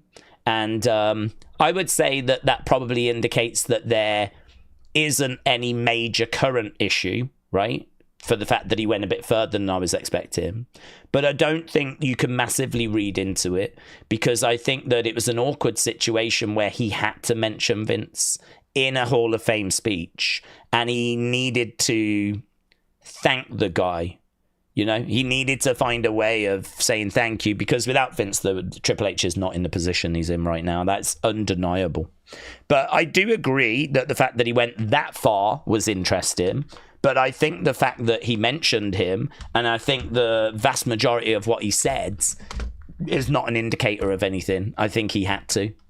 So, don't know what can be read into it, but I do agree that the love you part was further than what I was expecting. But that is obviously a very, very interesting relationship because of the fact that, John Cena went on to Howard Stern, and also was talking about being there for Vince and how Vince has got a mountain to climb, and the best advice he can give is take it a step at a time, and it's his friend and he doesn't want to abandon his friend. And Howard Stern was having this conversation. He's like, I've been in this situation. I had a friend that was alleged to have done some stuff, and it messes you up. Like, that's your friend, never done any wrong by you, but then you're hearing of these horrific things they've done to other people, and it messes you up. How are you dealing with that, John? I mean, what a question for John Cena. Do you know what I mean? John Cena, who just wants to talk wrestling and movies, whatever, is being asked, how are you dealing with having a friend that is being alleged and accused of doing this horrific stuff? Like, you can't just abandon them, can you, John? I mean, I do feel a lot of sympathy. I really do. I think it is really challenging. In a way, it's a little bit, not totally the same, but a little bit like if you're the parent of a killer. Do you know what I mean? Like, that your son or daughter has done this horrific thing, but it's still your kid. So, do you know what I mean? Like, it's kind of that same neighborhood, if you will. Like, that's your friend that, and in John Cena's case, again, would not be the guy he is without Vince. If Vince never gave him that opportunity, John Cena is not John Cena, is he? He gave John Cena the life that he now has, the opportunities that he now enjoys. Like, Vince isn't just like a friend, he's like a father figure, he's someone that has changed John's life for the better. And, you know, John, I don't think, is aware that this stuff was going on. And these are allegations at the moment. So, you know, I'm guessing John would love to believe they're lies. Would love to believe there's no truth to them. But, oh, God, what a horrible situation to be in. And, you know, they all find themselves in that position, don't they? Triple H finds himself in that position. Shawn Michaels finds himself in that position. Undertaker. There was pictures of him at a ball game with Vince, and everyone online kicked off. You know, it's really, really difficult. Really, really difficult. Because, again, you've got that whole guilty till... innocent till proven guilty thing as well. There's plenty of people out there that are like, you show me where Vince has been found guilty of something, then we can have this conversation. There's plenty of people out there that are like, Vince is an innocent man until someone can prove otherwise. But then there's other people out there going, look at the evidence, look at the tweets, look at the stuff that was in the documents. You know, just like, how do you defend all of that? The weight of evidence that was kind of in the lawsuit and of it, how can you possibly defend all of that? So it's like, it's just a mess, isn't it? It's a big mess.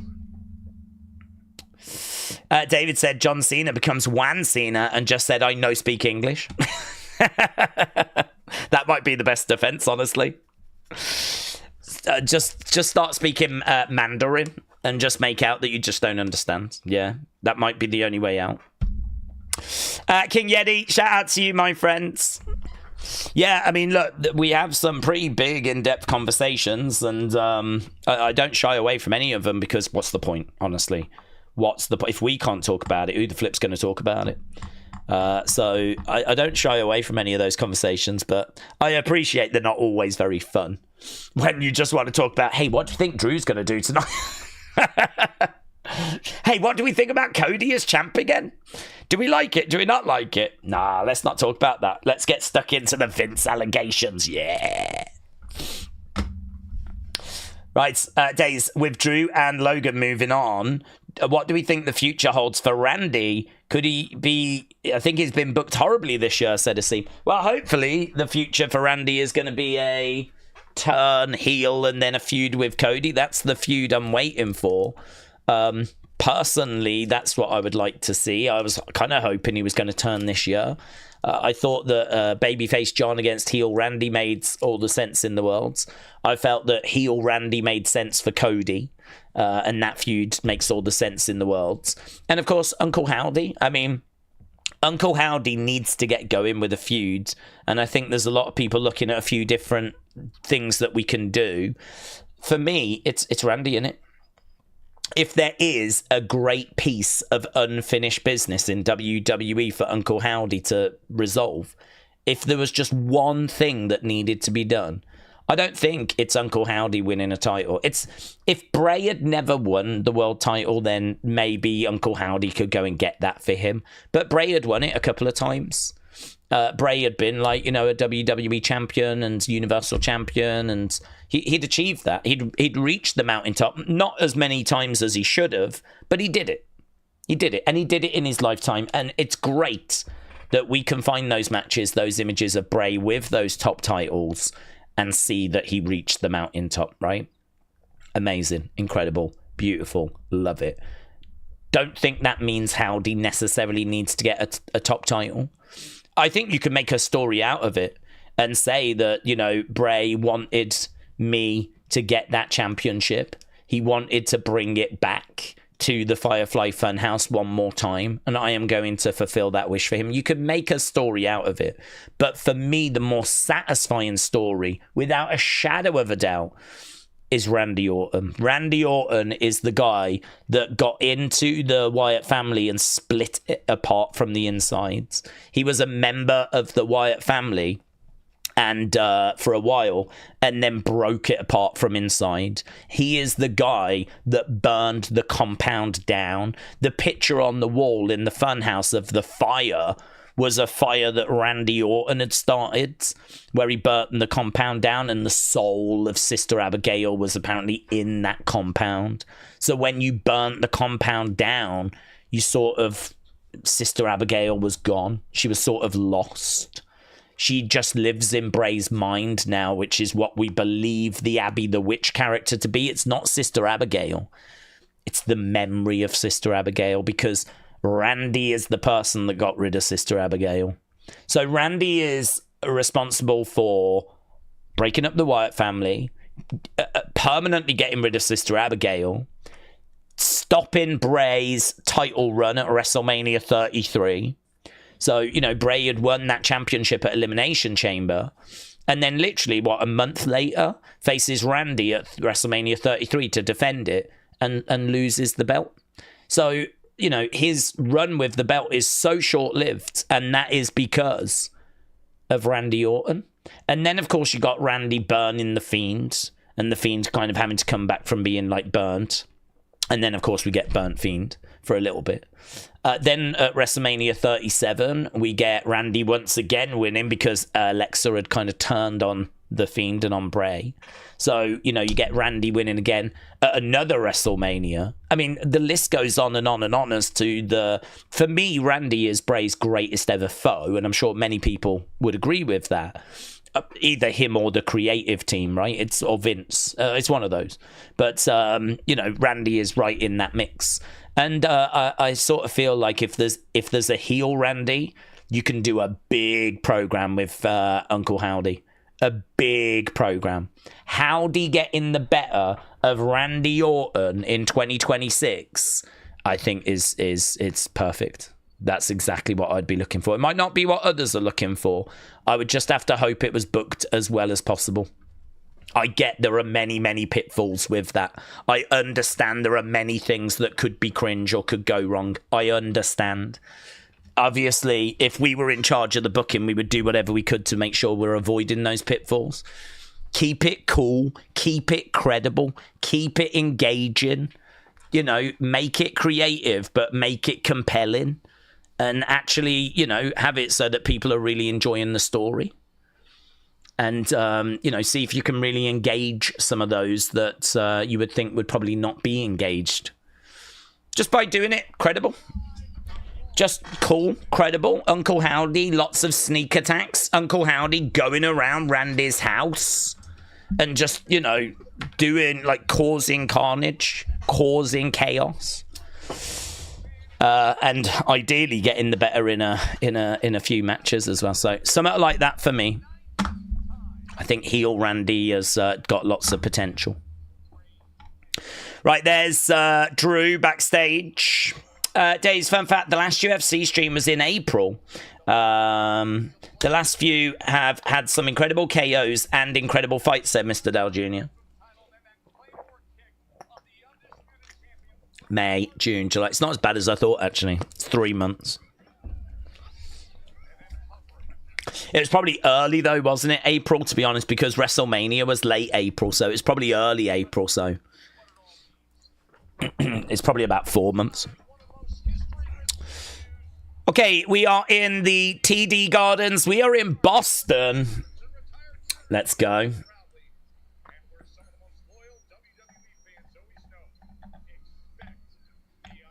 Expect the unexpected. So, what does that mean? Joe said, WWE fans know that when we're in Boston, expect the unexpected. Okay, we're starting off with Solo and the MFTs. We got Tongaloa, we got Hikuleo, we've got JC, we got Solo as the leader of this group.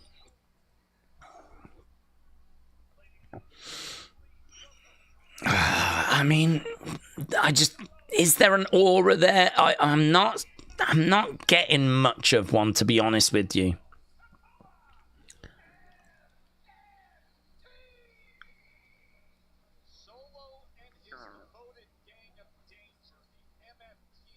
I mean, they don't call it the bloodline, do they? Because it's not a bloodline. It's a devoted gang of danger. That's what they've just said. His MFTs. Oh, yeah, last week was Montreal. Let's see. Let's see what they've got for us. Alex, hello, but do we see anything coming out of this MFT group? Do we think it'll just be Solo's side piece? Well, I mean, I think Hikaleo's interesting. I mean, Tonga Loa is obviously getting on a bit in age, and I believe that his work in New Japan before he left New Japan was quite sloppy. There was a lot of videos when Tonga came in at first. People like, man, I don't know why WWE have signed this guy. He's got really messy in ring. And there's lots of videos of him just towards the end of his time in New Japan being off. And then, of course, you can find plenty of botches in WWE as well. So, I don't know, Tonga Loa, it's hard to see him breaking away and going on to become like this big star. JC, there's some excitement around him, Jeff Cobb, but I don't know. I think we've got bigger, haven't we? I mean, I think Jeff Cobb, like, it doesn't look as big as even Solo, size-wise. He's not going to be anything compared to Bronson Reed. Maybe if we start making him out to be a badass, we could do something. But I think if anyone's breaking out this group, it's Hikaleo. Hikaleo's size is such a massive factor for him. You know that they love giants, monsters. And I think they're looking at Hikaleo as someone that they could really do something with if they can... Solo sucks. If they can make it work. Age-wise, he's only 34. I mean, Hikaleo has got 10 years ahead of him. Probably, maybe even longer than that, honestly. So, I mean, we could be looking at... You know, if this clicks, I mean, could you imagine if he really gets this?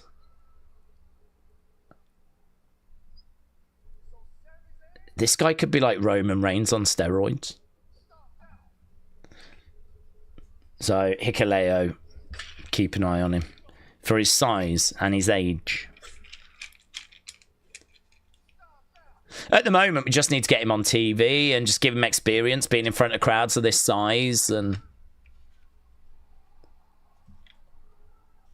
look at Solo, man. Just talking about how he stomped everyone out. If there's anyone in the back, here's Sammy. Of course, Sammy's going to come down. These two seem to be in a bit of a feud. I didn't realise it was going to turn into a feud, but it seems to have turned into a feud.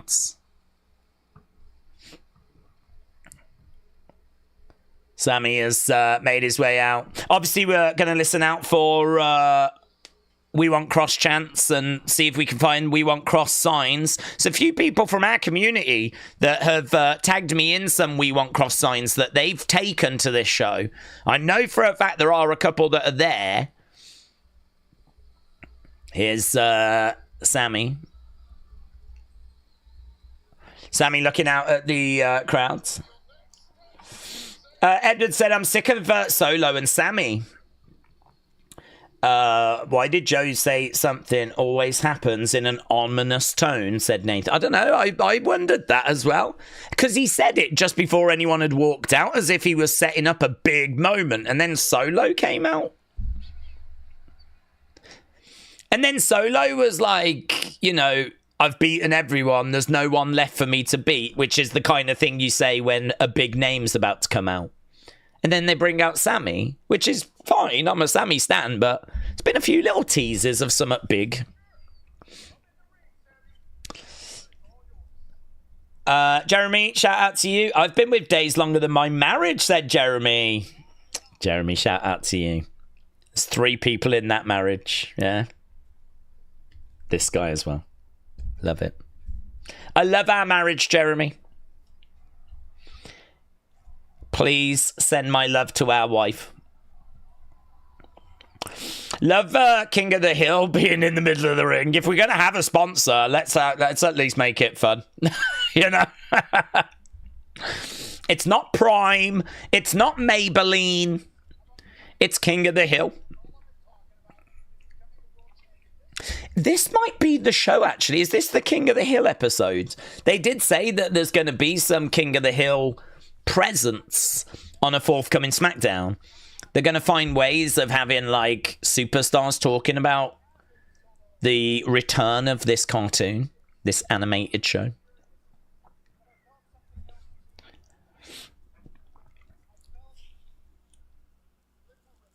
I felt liberated, says Sammy.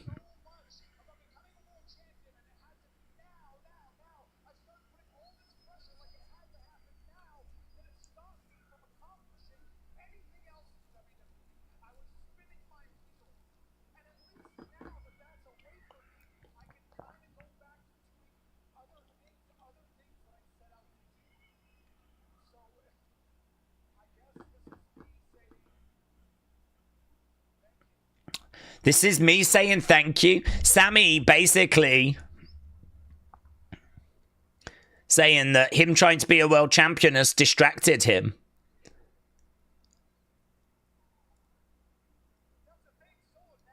Now.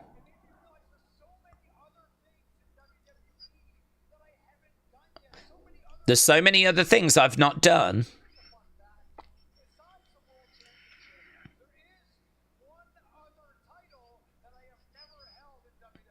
There is one other title I've never held.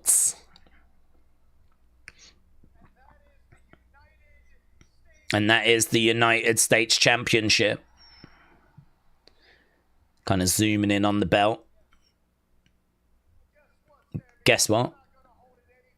You're not having it anytime soon.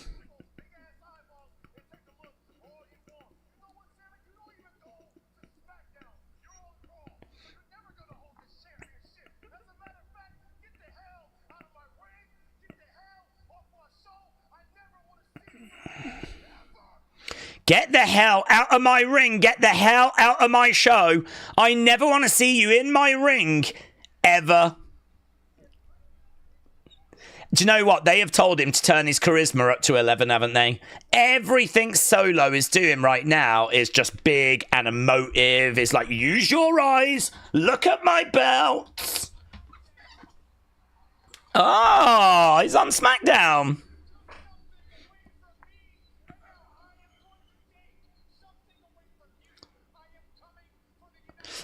Okay, he's coming for that United States Championship.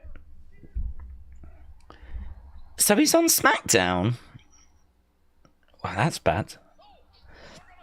That's bad news. As a Sammy fan, hearing Sammy say, oh, I've been talking about the world title too much. It's distracting me. I need to focus instead on something else. I need to focus on the United States Championship. It's such a Sammy thing to do. Here's Jimmy. Here's Big Jim. With his big dripping one. Shot coming in there by Hikuleo. So, right, well, thanks for coming, Big Jim. Thanks for coming, Big Jim. Thanks for all the help, buds. Great work, Big Jim. Jesus Christ. Even when people try to help Sammy, it all goes wrong. Who's coming down now? Jacob. Okay, now this might work. Here's Jacob. Oh, Jacob and Hikuleo. Jacob and Hikuleo. Whoa, dude, just went straight past Hikuleo. Goes right after Solo. Pop, pop, pop, pop, pop. Unloading. Here's Hikuleo. Ooh. Ooh. Have you seen what Jacob's wearing? Jacob's got like a bit of a chest protector thing on, which looks really cool.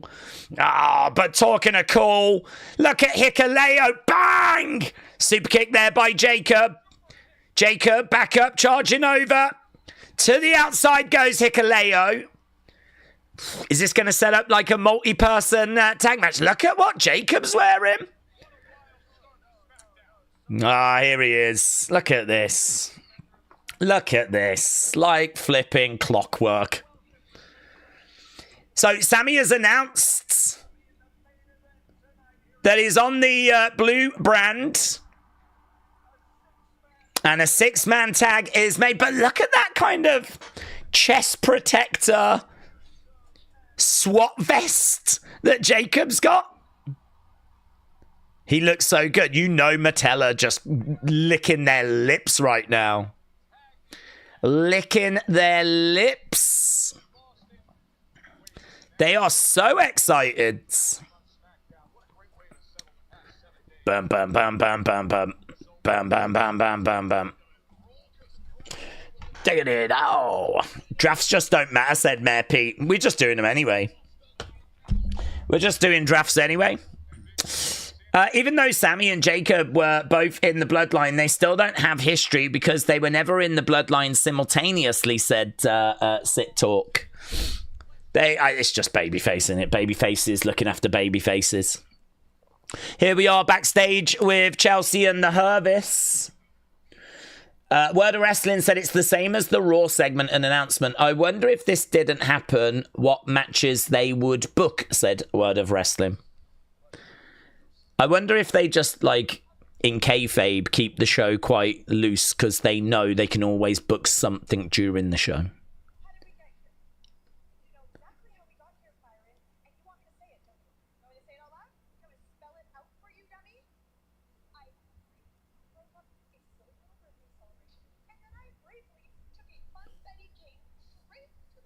So Chelsea's talking about last week.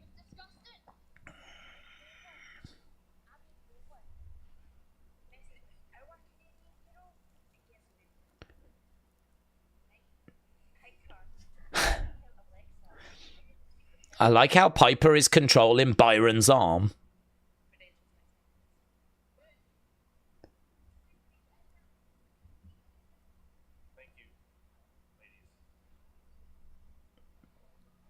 Okay, Alexa's coming out now. Right. Do you miss Tamatonga, said Edwards. Not massively, but we just never did anything with them. They're just not... I don't know what there is to miss. I mean, I would like them if they were a tag team. Gorillas of Destiny. And, you know, we actually... I mean, we weren't even doing backstage segments, you know, where we could, like, dig into the characters a bit more. I would have really appreciated that. I would have enjoyed that. I think that was the great success of the Bloodline. Was actually, you know, exploring all the different relationships. But we just haven't done that with this group. And we haven't really been doing it with Seth's group either. I feel like what made the Bloodline work so well, we haven't quite copied that and used it for Solo's group or for Seth's group yet. And that is like really those backstage segments, digging into the characters a bit more, exploring their personalities, seeing how they interact with the other people in the group, you know, fleshing out a few stories there. We never did that with Tama or Tonga, or we haven't done it with I don't know anything about Hikuleo. I don't even think I know what he sounds like. Hello, my name's Hikuleo. Hope you're well. I'm really excited to be in WWE. He might sound like that. I don't know. Z said, didn't we have this on Monday? WWE sucks right now. Yeah, I think the announcement of Sammy being on SmackDown is obviously an interesting announcement. It's newsworthy. So, I mean, it gets a little tick in regards to a talking point. I really liked what Jacob was wearing. You know, I think we're continuing to invest in his presentation. That gets a little tick as a talking point. Hikuleo, I mean... Every time he's on screen, I'm just looking at him like, man, if that guy could talk, I don't even know if he can talk, but if he could talk and be as captivating as what Roman is right now or a Cody is right now, could you imagine if his promos were good? And could you imagine if his matches were good? That he is an undeniable WrestleMania main eventer. Because of his size and, you know, the fact he's got pretty jacked. I mean, he's not ripped and shredded or anything, but he's got muscle. He's not like stick thin. Do you know what I mean? He's got something about him. I mean, like, you could do him against Bron Breakker, you could do him against Jacob, you could do him against Roman, you could do him against Cody. I mean, the list is endless of what you could do with Hikuleo. I mean, there is... Jesus. If I worked in WWE, I would just say to Hikuleo, your money, and you know your money, and we need to flip him, find a way of this clicking. There is no option of failure here. This has to click. We have to make this click. Right? Just go. I want you to live at the Performance Center. And if I was Triple H, I would say to Sean, this is your special project. You get this guy delivering matches that are as good as yours were. And you get this guy giving me promos as good as flipping CM Punk, right? I don't care if you have to just do day after day after day, promo after promo after promo. Just, I don't care what you have to do. I don't care what it takes. But just get this guy to the level needed so that we can do some stuff with him, because he looks great. He looks great. I mean, Jacob is well on that road as well, you know? And so, and they want Bron Breakker to get there, but I struggle a little. There's still things I struggle with Bron Breakker. I mean, I think as a heel, he is okay. I think they've done a good job of making him seem explosive and athletic. I definitely can buy that he is a problem for the mid-card. I don't know that I can buy that he is a problem for Cody, or he would be a problem for Seth, or that he would be a problem for CM Punk. I'm not at that level yet. When it comes to Bron Breakker, I can believe he is... I could believe Bron Breakker would dominate the mid-card scene. I could buy that he would be IC champ with long runs, you know, go over and be a United States champ, be a problem for Damian Priest, be a problem for Finn Balor, be a problem for Sami Zayn.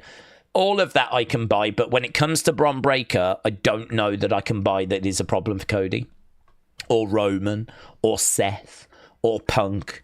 I don't know that he's that level yet. But that might not be a problem, because we are working to getting him to that level, and maybe with some big wins, you know, if he goes in singles matches and beats Punk, goes in singles matches and beats Cody Rhodes, gets those kind of wins, then he might start to be seen as being that level. So listen, they keep talking all the time about how they see him as a multiple-time WrestleMania main eventer. They really do believe in him, so... these are the people that seem to be showing themselves as that next wave, which, you know, maybe Trick will be in that wave. Maybe Oba will be in that wave as well. But, yeah, commercial break. We are back from commercial break. We got a 6-man tag match that's been made as our main event, and Hikuleo is going to be in action tonight. So is Jacob, along with JC, Solo, Sammy, and Big Jim. Right, there is Alexa. She is in the ring with Lily. Wild Dart Will said Braun was looking good until Roman came back and then reminded us of what top tier is like. Yeah, and I don't think that top tier is not possible. I think that it's possible. I think that it's clearly, if you think about Stone Cold, he went through being the ringmaster first. If you think about John Cena, he went through being the prototype first. Like, if you think about Batista, he was with Devon, wasn't he, when he first came up? So, there's lots of occasions where wrestlers will go through a period of them finding their feet and maybe not putting all the pieces quite together. And then, a couple of years down the road, it clicks and everything falls into place. And we could just be going through a little bit of that with Brom right now. But, if WWE are going to put the machine behind him and they're going to fully invest in him and they're going to stick with him, I think there's every chance that he gets where they're hoping he'll get to. But definitely more work to be done there. So we're just seeing last week, Chelsea was in there with Charlotte. The figure eights, and Chelsea tapping out. So this week we've got Alexa against Piper. We've got Chelsea saluting Alba saluting. Wade Barrett gets to his feet so that he can salute back. And this is match number 1. What's this? Wait, she's still got Lily. Alexa holds Lily up. There's a cheer for Lily.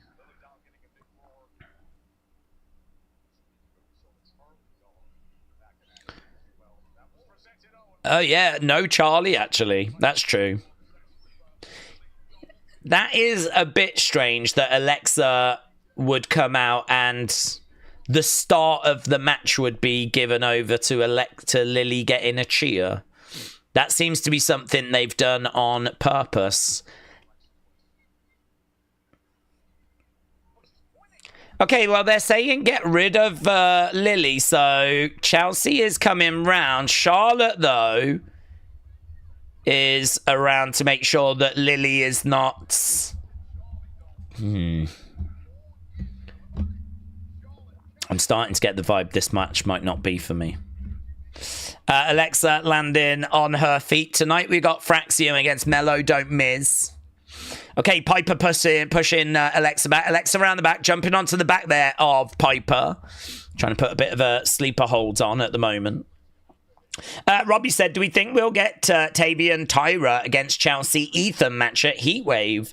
Well, I think so, yeah. I mean, obviously they're going to try and do on Tuesday a peace treaty to bring peace and harmony to that issue. But yeah, I think Heatwave feels to me like where that match would naturally pay off, where we would end up going to. That's, I think, next weekend, isn't it?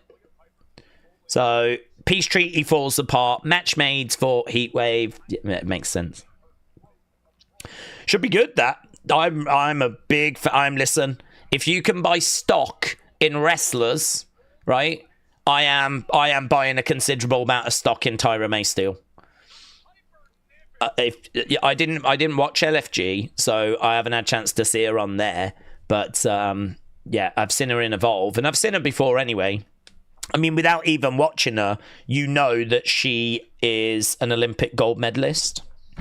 I mean, honestly, at that point, can she just do the personality side of this? Clearly in ring, she's going to be able to do some stuff, right? So can she pick up the pro wrestling aspects? But more than that, can she get a bit of a personality across? Her personality is amazing. She is so bubbly. She comes out like she's doing all this in the entranceway, and then when she gets in the ring, she like mean mugs the camera. Right, so she's quite playful, but also she like goes quite serious. Her promos, like, they flow. She's just going off, and she's very confident in her delivery. I think, to be an Olympic gold medalist, you are going to need confidence. You're going to need self-belief. You're probably not going to achieve it without that.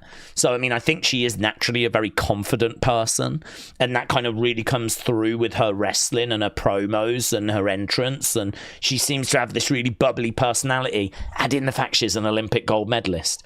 Add in the fact that she, has won that LFG show. Shows that the company are invested in it. She's going to the moon. I ain't telling you anything you don't know. If you've been watching Tyra May Steele, you already know she's going to the moon. Oh, hello, little bit of a sexy striptease here by Piper. Da da da da da da da da. Jacket was thrown at Charlotte, and whilst the ref was slightly distracted, we had the girls on the outsides beating up on Alexa.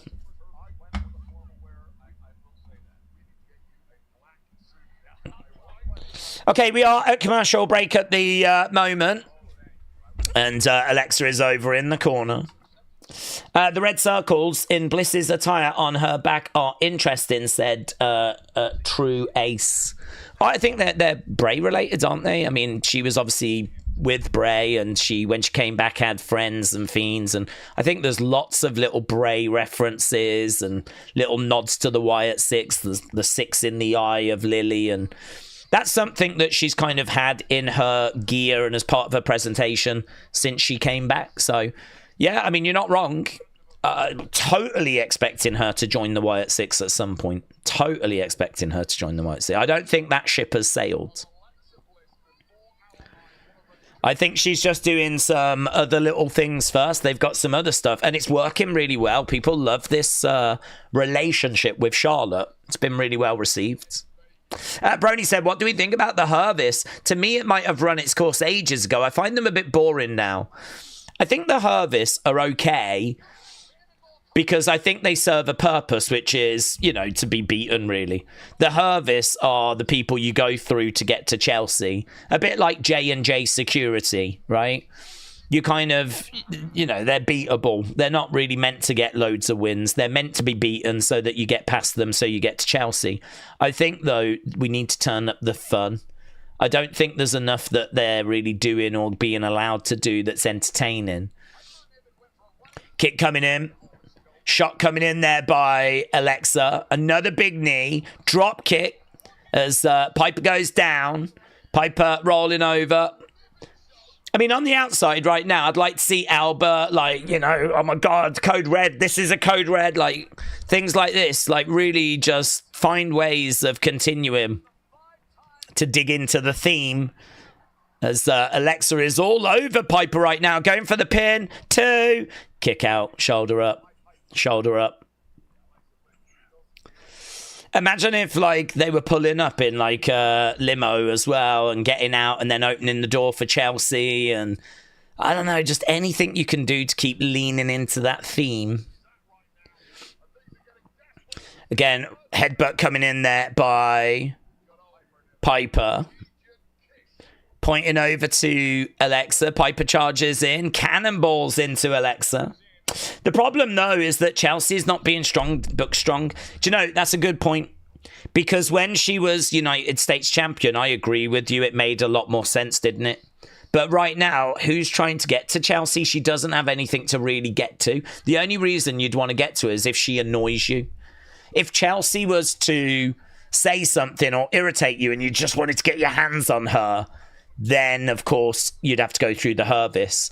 But when Chelsea had the championship, it made a lot more sense. I think it was a real shame taking that belt off Chelsea. I really do. I think it made so much more sense, her needing security when she was the United States champ. Roll up by Alexa and she gets it.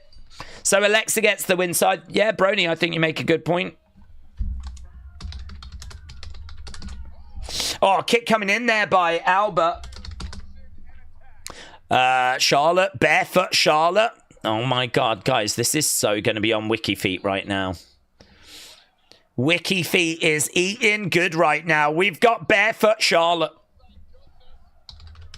Woo's coming in there as Charlotte with a clothesline. Down goes Chelsea.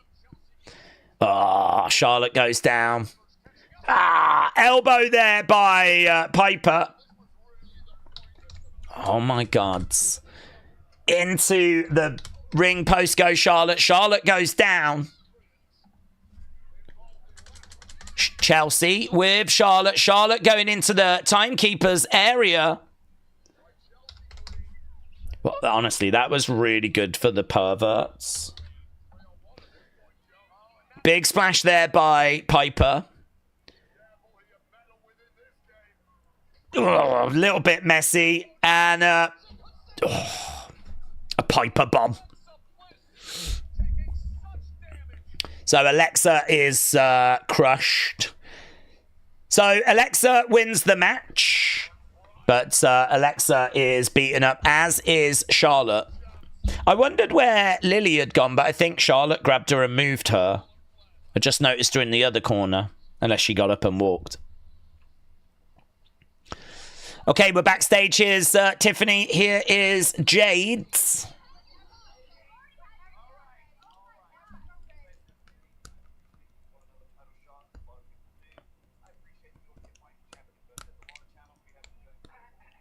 Okay. Here's Nia.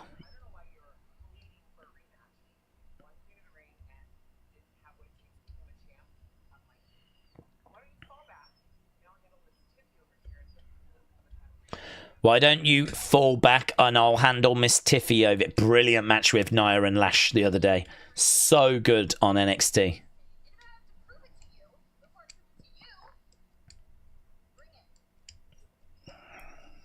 Please not Tiffany Nia again.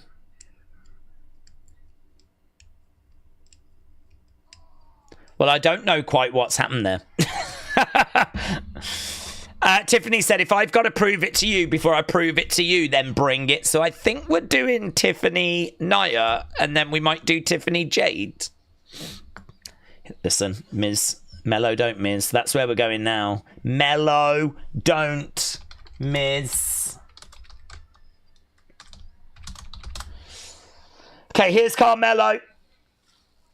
He is him. Daze, I like the Nia match on NXT, but how many times are we going to get Tiffany Nia? I'm not looking for it, to be honest. I'm not looking for it. King Yeti says, yes, for the 150th time, we get Tiffany Nia. Word of Wrestling said we have weeks of no Miz, and now we're just meant to care. Well, yeah, I mean, he is a little cold right now.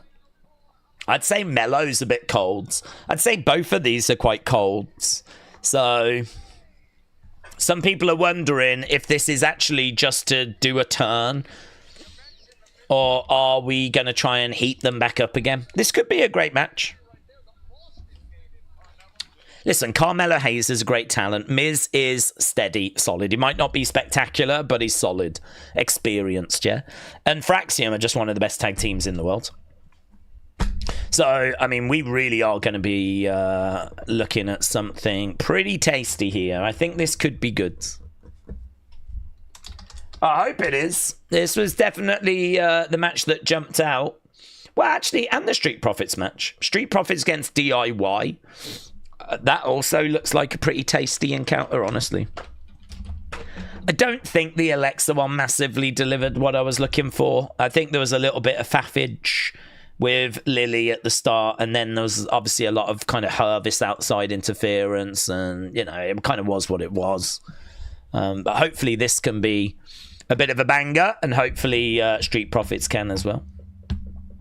Taker99 said, is it possible LA Knight was traded for Sammy? Yeah, it's possible. We could find that out on Monday. Yeah. But last thing I need is a Tiffany promo, said J14. Thrifting Graham said there's no cross chance again. No, there isn't. And this is interesting, isn't it? It's very interesting because the conversation around Carrion and the belief was that we were in Quebec. And honestly, that is a belief that I signed up to. I did sign up to that. I signed up to the fact that we were in French-speaking Quebec. And, you know, is it a case that we're going to see something on SmackDown on Raw? I understand the argument coming out of this show is Cross isn't a SmackDown superstar. Why would someone go into SmackDown, start chanting for Cross? But clearly, there's people that watch Raw and SmackDown. I mean, I don't think that there's that many people out there that only watch SmackDown. This is WWE, right? So Carrion's interview on, what was it, Wednesday with Ariel Helwani was obviously very interesting. And, you know, a lot of people had a lot of things to say about that interview. And I think that for me, that interview was kind of designed to put Carrion back onto the agenda. If this is a work, I think WWE would have been hoping that that interview on Wednesday would have actually resulted in the fans doing something tonight. Honestly, if this is a work, I think then WWE are in on it. I think they would have hoped that that interview on Wednesday would have got a reaction tonight. So I do agree. I do think it is quite notable that we're 40 minutes in, and I don't think I've seen a single sign. I know they are there though. I've had a couple of people sending me pictures of signs that they've had made, that they've taken. So I know they're there, but just haven't seen them on camera, and we haven't seen any chants or anything like that at this stage. So I don't know. I mean, is it a case that this is SmackDown? Is it a case that this is SmackDown and we are waiting, for Raw? I can see an article here saying that there was a We Want Cross chant apparently at the very start of the show. I did not pick up on that. It says the fans briefly chanted "We Want Cross" during the opening segment, so it's honestly passed me by that if they have done that. Carrion said though, "I hear you," so Carrion's heard it. So maybe there was something that has passed us by. Carrion tweeted out 9 minutes ago, "I hear you." Oh, I didn't. I didn't hear them.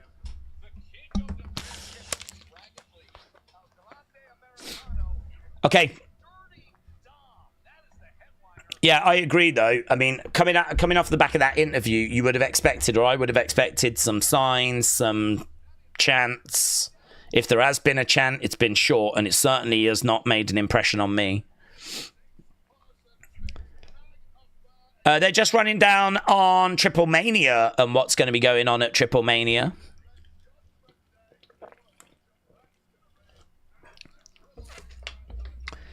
So it's kind of crazy, isn't it, that they're promoting Triple Mania on WWE TV?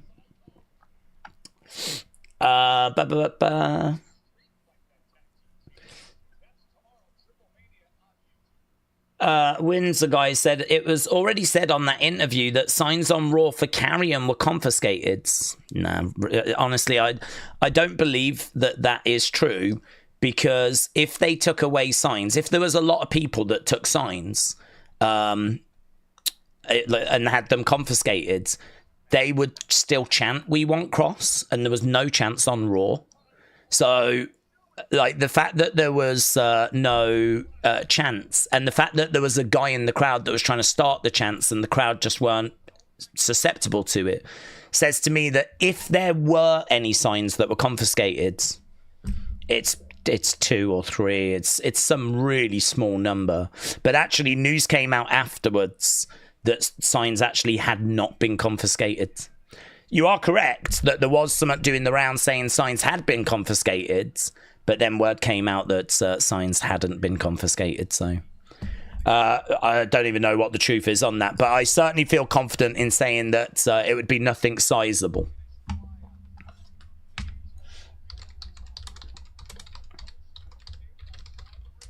Okay, Fraxiom have made their way down.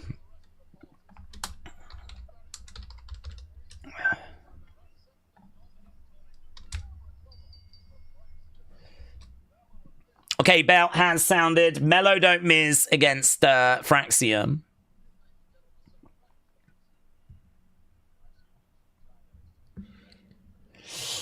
But they chanted it during the beginning of the Sammy promo. Yeah, I just read that. I mean, I didn't hear it. Oh, wow. Look at that. We've actually got Gacy in the crowd. That's great, isn't it?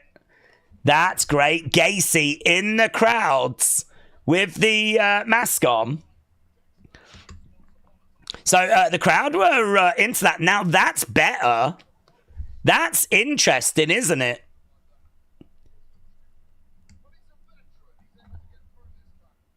So Miz is looking up in the crowd. There is Loomis, look. Dexter Loomis in his mask in the crowds. So they've shown Gacy on the one side. They've shown Loomis now on the other side. And Miz is very distracted. Wyatt Six, obviously watching this match. Making their presence felt. Could it be that Nikki's going to pop up at some point? Could Howdy pop up? It's very good. It's a great way of using them. You know, it's little things like that that make them sort of different from just other tag teams. Right now, Miz coming up, kick to the midsection.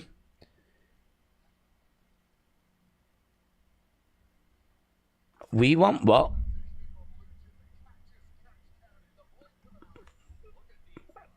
What are they chanting?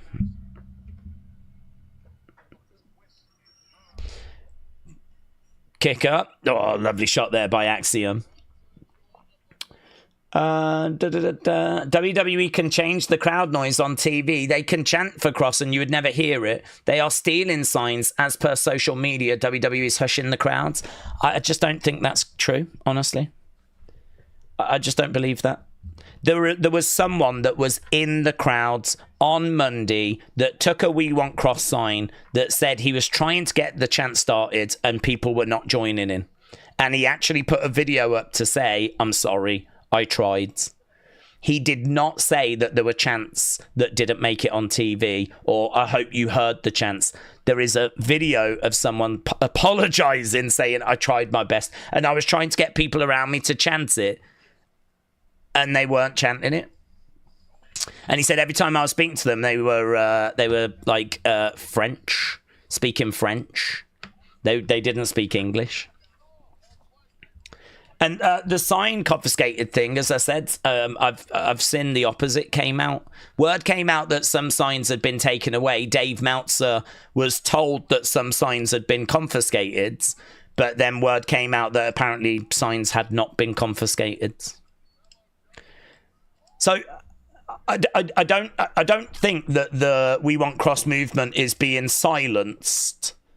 And actually, people are saying that there might have been some at the start of the show. Right. We're going to commercial break. What's happened to Shinsuke Nakamura? I'm not sure, but he did meet up with Gunther the other day and had a little meal. We featured that in Unseen. Black Onyx said, "What do we think of Women of Wrestling?" I've never watched it. It's available on Tubi. I've seen a clip of it. Oh, Axiom trying to springboard, but the Miz knocking on the rope. Yeah, I did watch a little bit of it when AJ Lee was kind of signed up to them. She wasn't wrestling, but she was an executive. So I was quite interested as to, what they were going to do. So I saw a couple of clips. But I don't even know where you'd find it in the UK, to be honest. But since watching Evolve on Tubi, I know that you can watch the shows there. Carrion is loved by the fans. It's organic and not forced, said BG. That is true, yeah.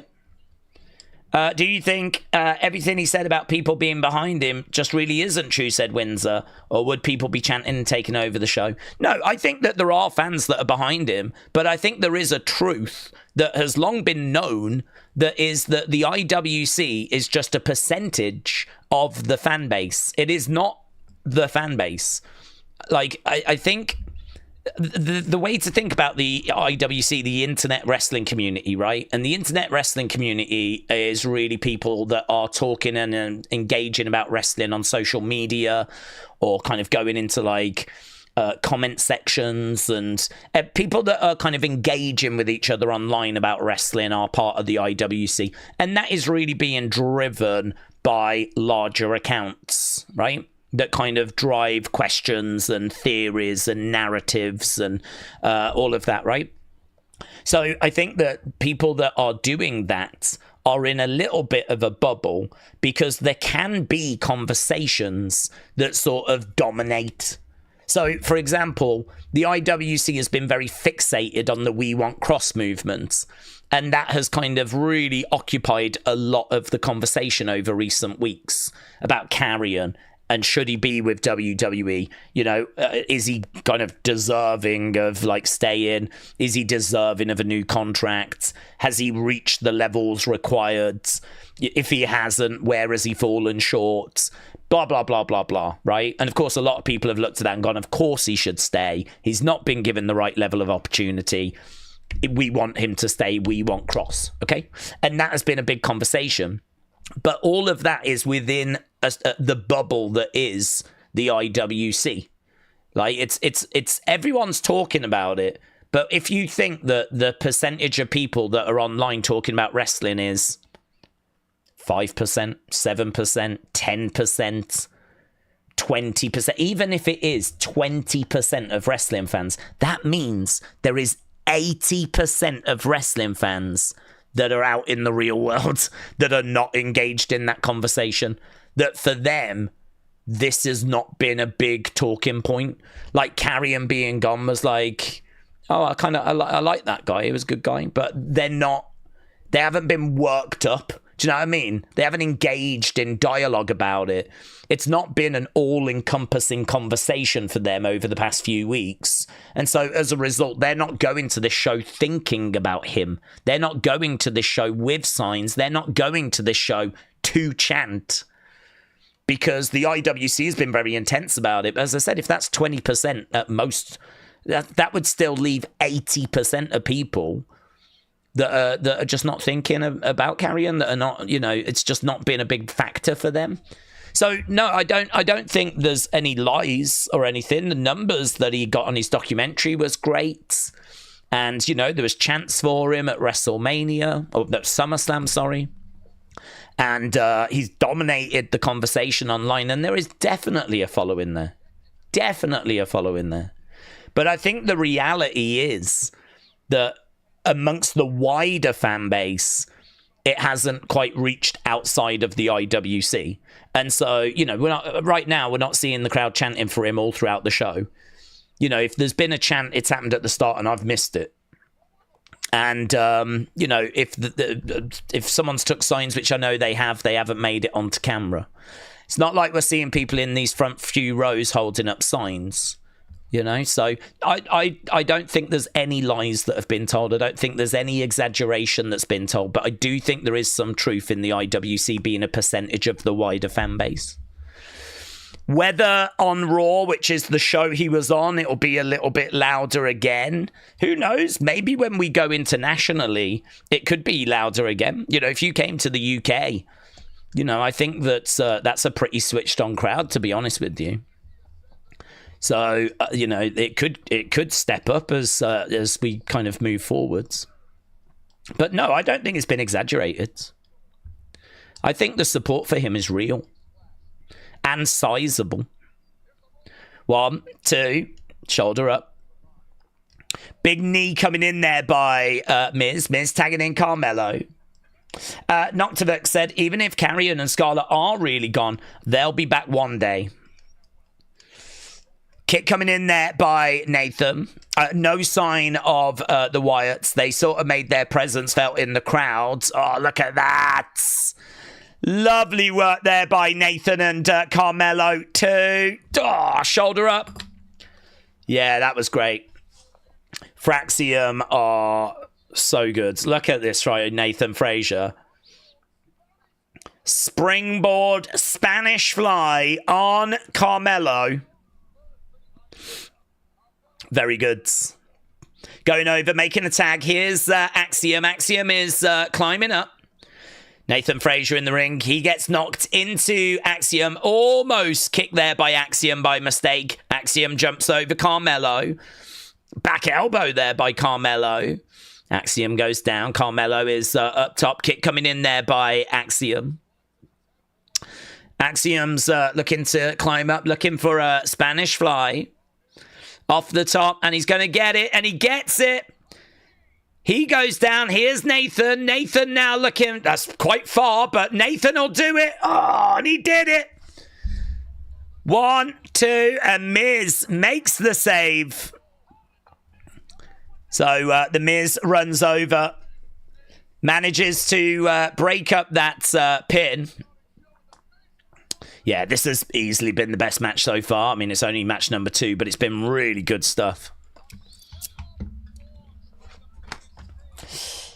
OMG, said Veteran Brats. Fraxiom are wearing Tron-inspired gear, said V85. That was fire, said Alex. Okay, we've got right now Nathan going up. I mean, this is what we needed on the main roster. We needed this kind of a match that we could get our teeth into. Nathan with a big kick. And there we've got Carmelo feeling the effects. Right now, Miz coming over, grabbing a hold of Axiom, looking for a DDT on the outside of the ring. And Nathan climbing up. He's looking for a superplex. No? Oh! Is that turned into like a cutter, was it, by Carmelo? I believe it was.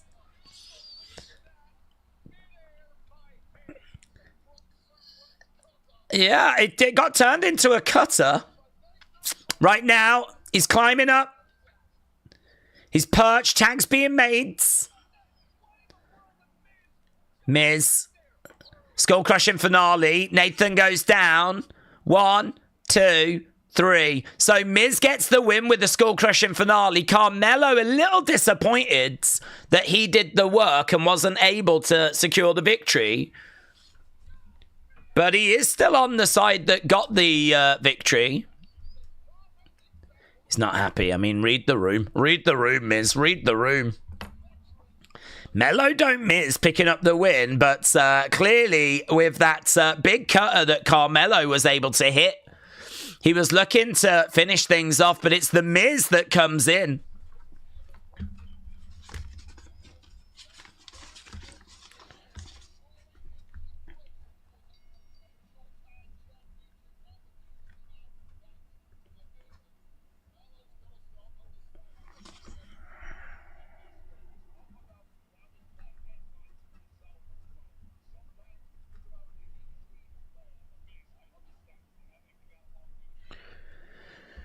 Joe said, I think they've got a long way to go with communication.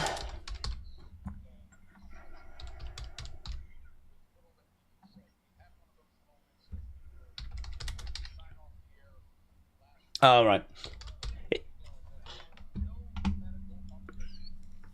There is no medical update on Cody Rhodes.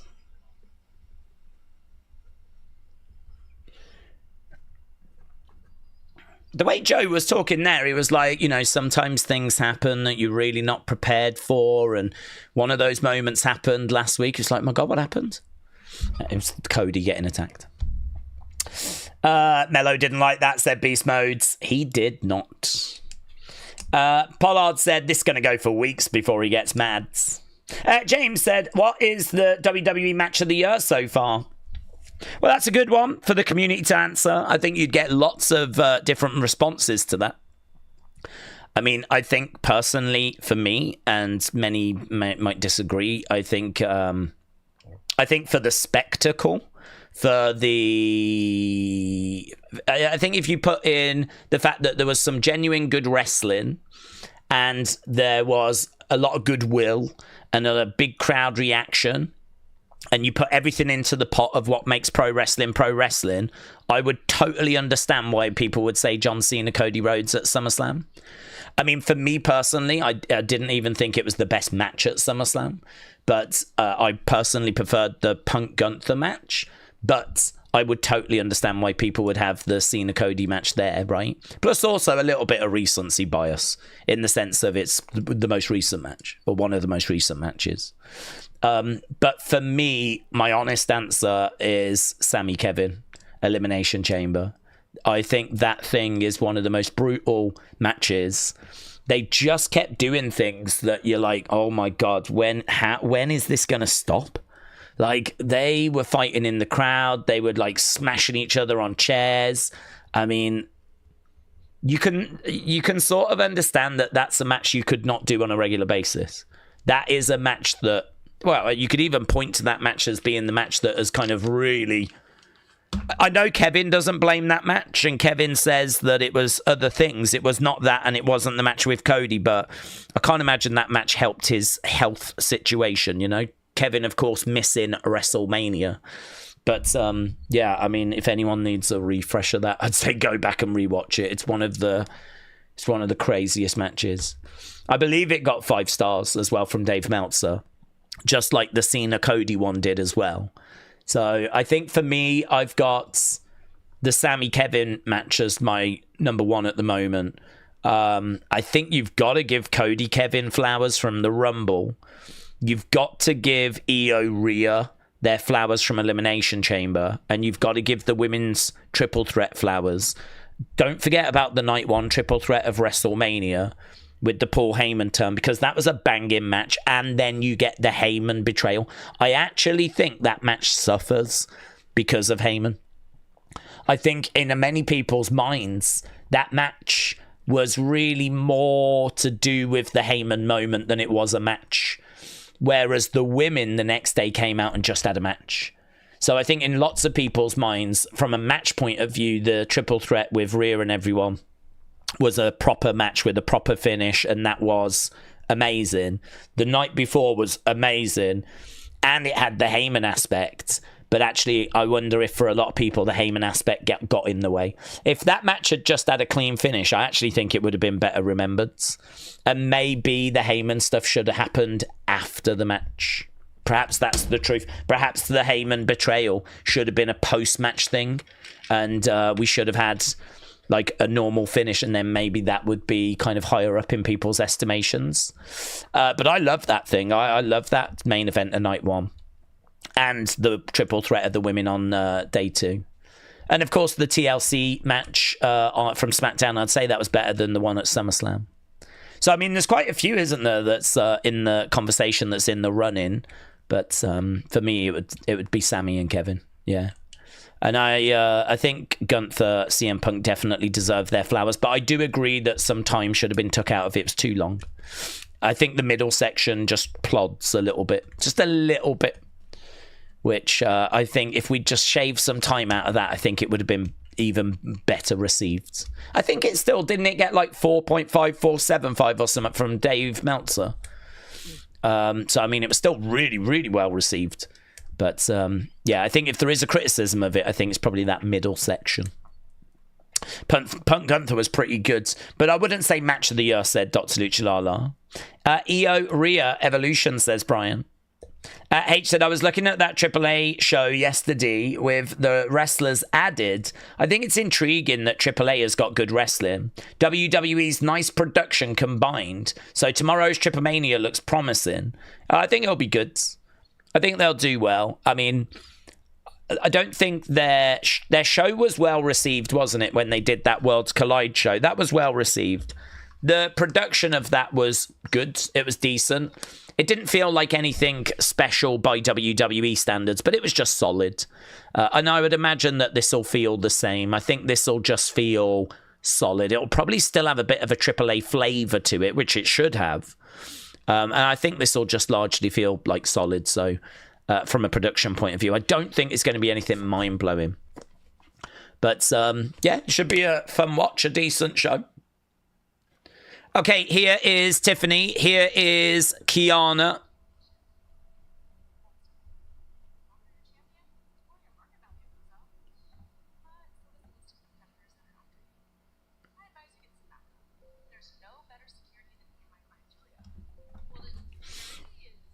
Okay, so Kiana said, get some backup.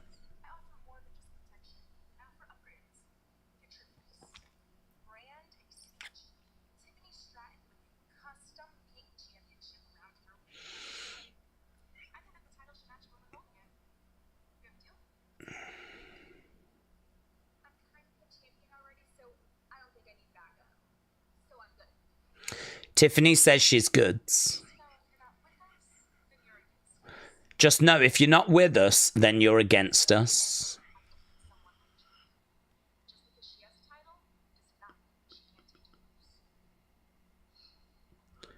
Kiana just making it...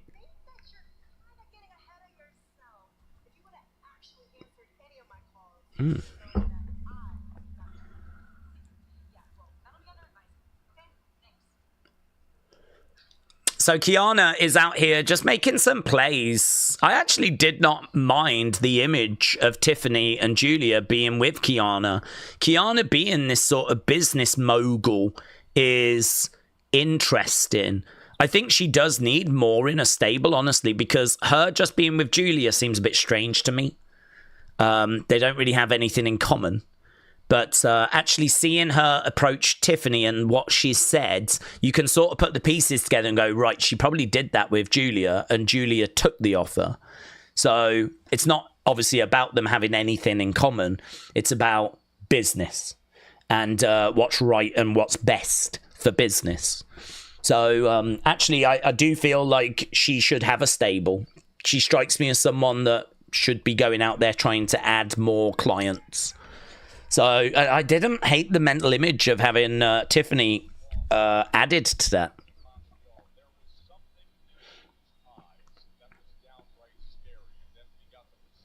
Right, here is Drew.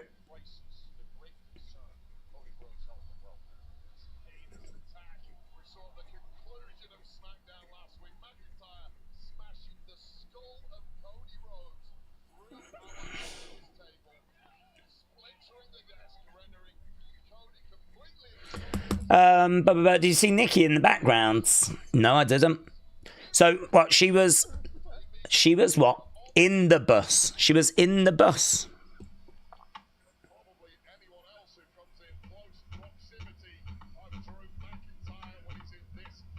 I don't have anything online yet for that. This is the only tweet we have. Well, I wonder what she would be going after. Kiana James making moves. No, nothing at the moment. If anyone's got that, tag me in it. That's definitely one for unseen. Okay, here's Drew. Let's see what Drew's got to say.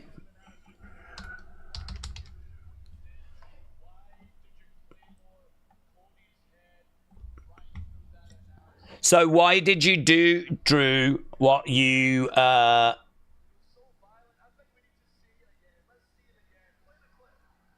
Why did you do what you did last week?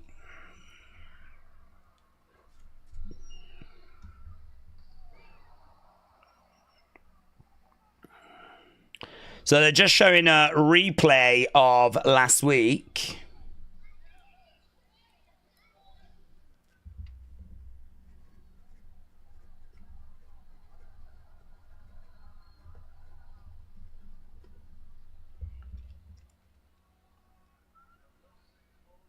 Listen closely.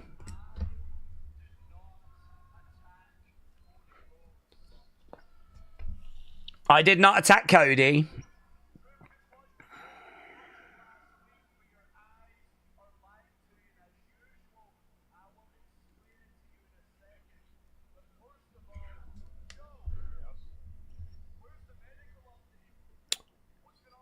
Where's the... We gave a medical update.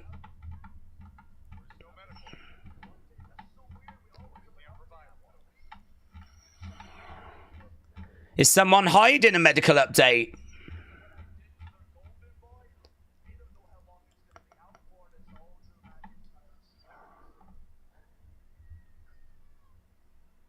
Okay, so Drew's in the ring gloating.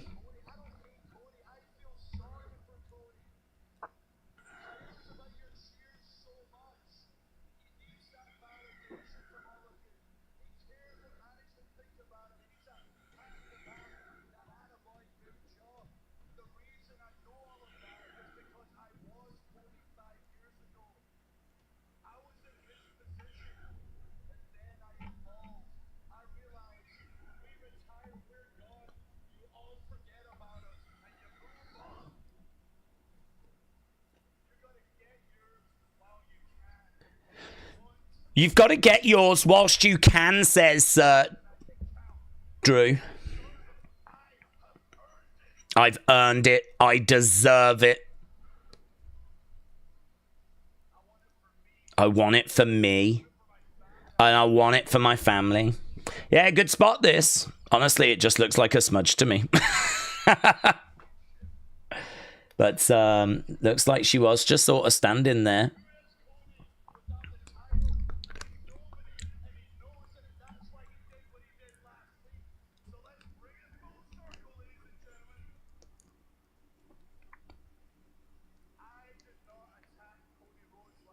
I did not attack Cody.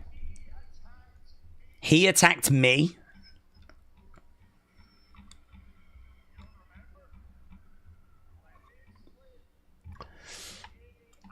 I've tagged you with that Nikki thing. Thank you, D. Okay, Drew jumping out, going to the outsides.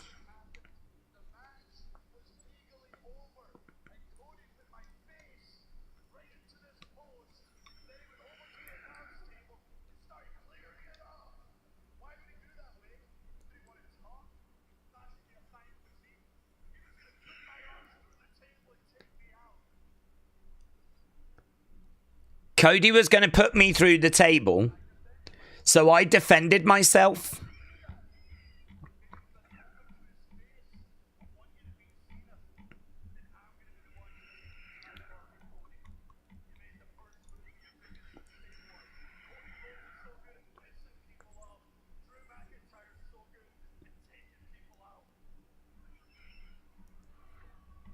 This is kind of an interesting promo, honestly. We're in the ring. We're on the outside. He's saying, I'm not the bad guy. I will do very violent things. I am the real nightmare. The real nightmare.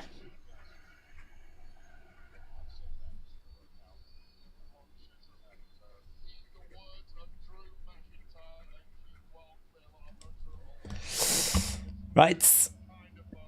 Drew was dragging it out to justify it. It's very Drew said let him in. So Drew looking out at the crowds with a smile on his face. Right, let's end at poll.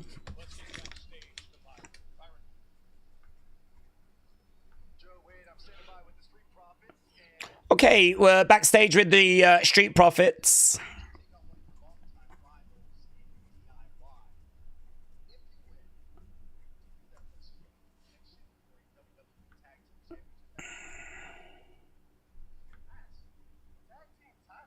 Okay, here's Solo in the MFTs.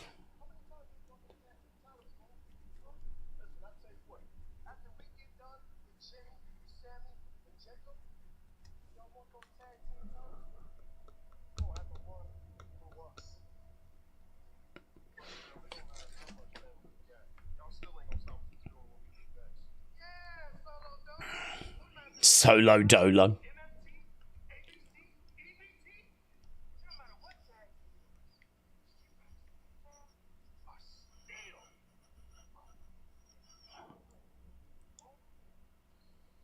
We want the smoke. So they're saying MFT, ABC, it doesn't matter.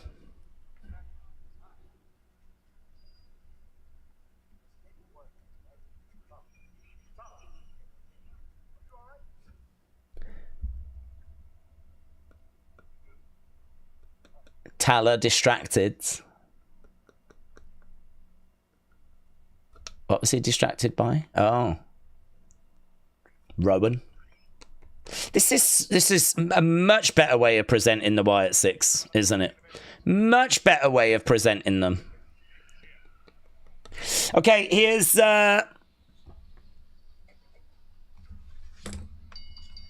this is a much better show than Raw. So much better.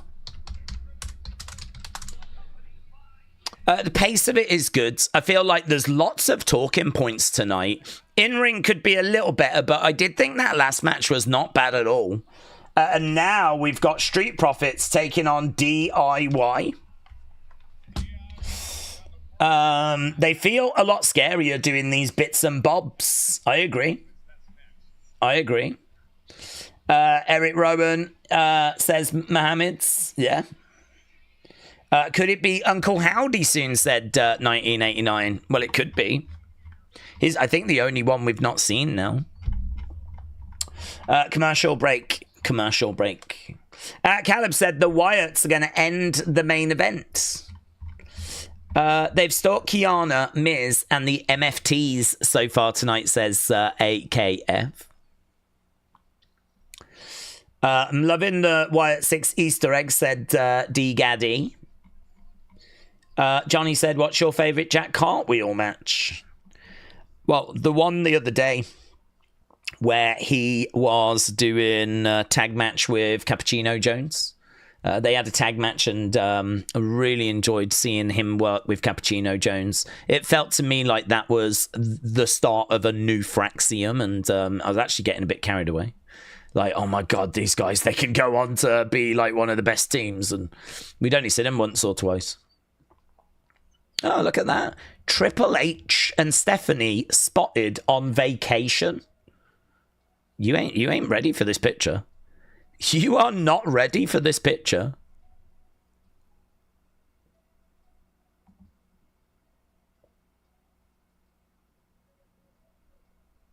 There we go. Look at that.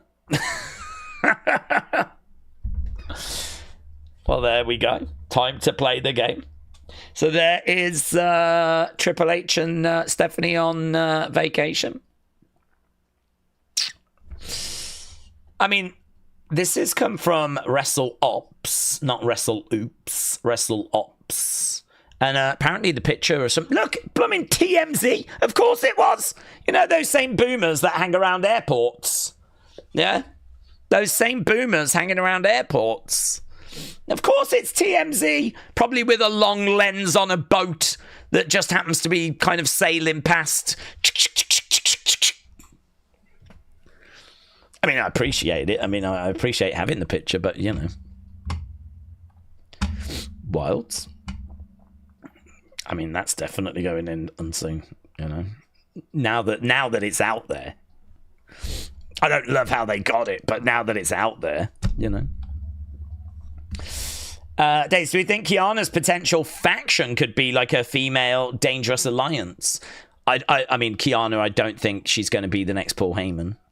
I think that she is someone that is been brought up for her wrestling, so I'm not sure Dangerous Alliance would be the right comparison. I think she is going to be someone that will become a wrestler. A lot of people were really down when they brought LA Knight up as Max Dupree. Obviously, we don't know what the long-term plan was. I would like to think the long-term plan for Max Dupree was that it was just a vehicle to get him onto TV. And that, you know, people would start calling him out and then he'd start wrestling. And then, of course, he would start being like an active wrestler. I'd like to think that was the plan, right? And that it wasn't that he was just going to be a manager from now on. So, in regards to Kiana, this is very similar, actually. So, Max Dupree came up as like the manager of the Maximum Male Models, and he had a sister, Maxine, and that's how LA Knight arrived on the main roster. But I'd like to think they've just sort of done the same here with Kiana, so I think it's going to be a case that she'll transition to being an in-ring talent. So I think she's going to put a little faction together, and then I think eventually she'll start kind of getting into the ring and kind of be competing alongside them. Because she was just a wrestler down in NXT. As I said, I saw her at a house show last year. She was awesome. When he's in a suit, I can't even tell that he looked like that. The game. I think he's got to be really careful, actually, with his heart and everything. I've heard him talk about how he just can't work in the gym with the same intensity that he used to. I mean, I feel really sorry for him, actually. He can't put in the same level of work that he used to be able to, you know. So I do feel sorry for Triple H. So and plus, you know, he's getting older as well. So yeah, nothing but respect. But obviously, we're a little bit removed from his heyday.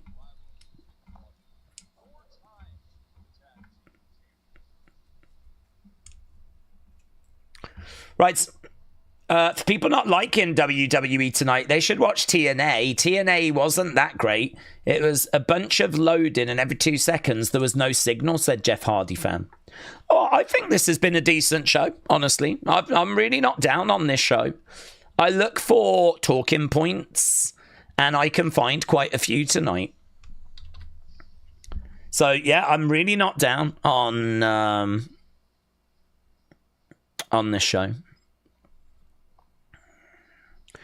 Okay, so we are waiting for the Street Profits to come out.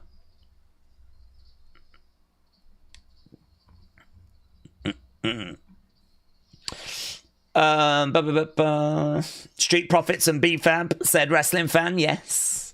Where is Asuka when you need her on SmackDown, said Rashawn. Well, it looks like she's about to get into a bit of a feud with Io, doesn't it? That is what the streets were saying.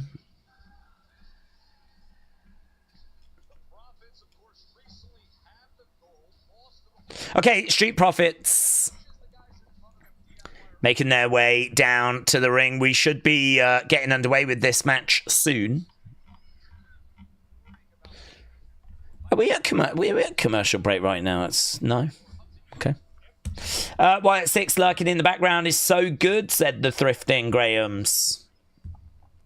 Wrestle Rant said they take away the profits with this terrible theme.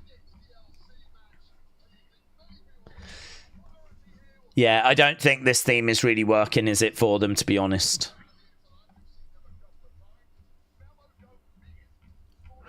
Okay, so there we are with the Street Profits in the ring, and we should be underway with this match. I believe our third match of the evening.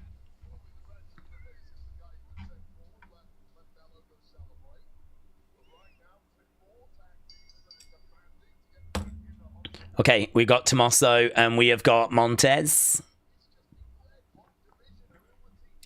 Against the ropes goes Tommaso. Drop kick there by Montez.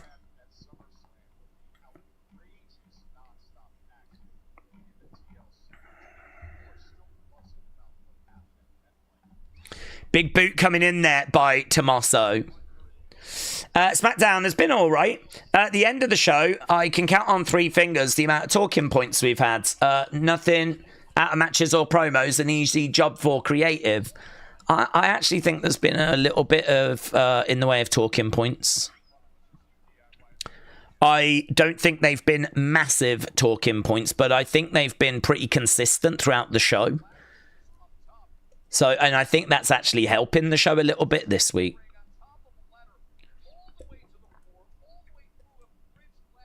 Right now, we've got DIY in action. We've got Montez in the corner. Montez over the top. Tag being made. Over in the corner. Shots coming in there by Dawkins. Dawkins unloading on Tommaso against the ropes. Jumping over the top and colliding into Tommaso. He goes down. Here's Johnny. He goes chest first in the corner. Dawkins backing up, charging in, collides into Tommaso.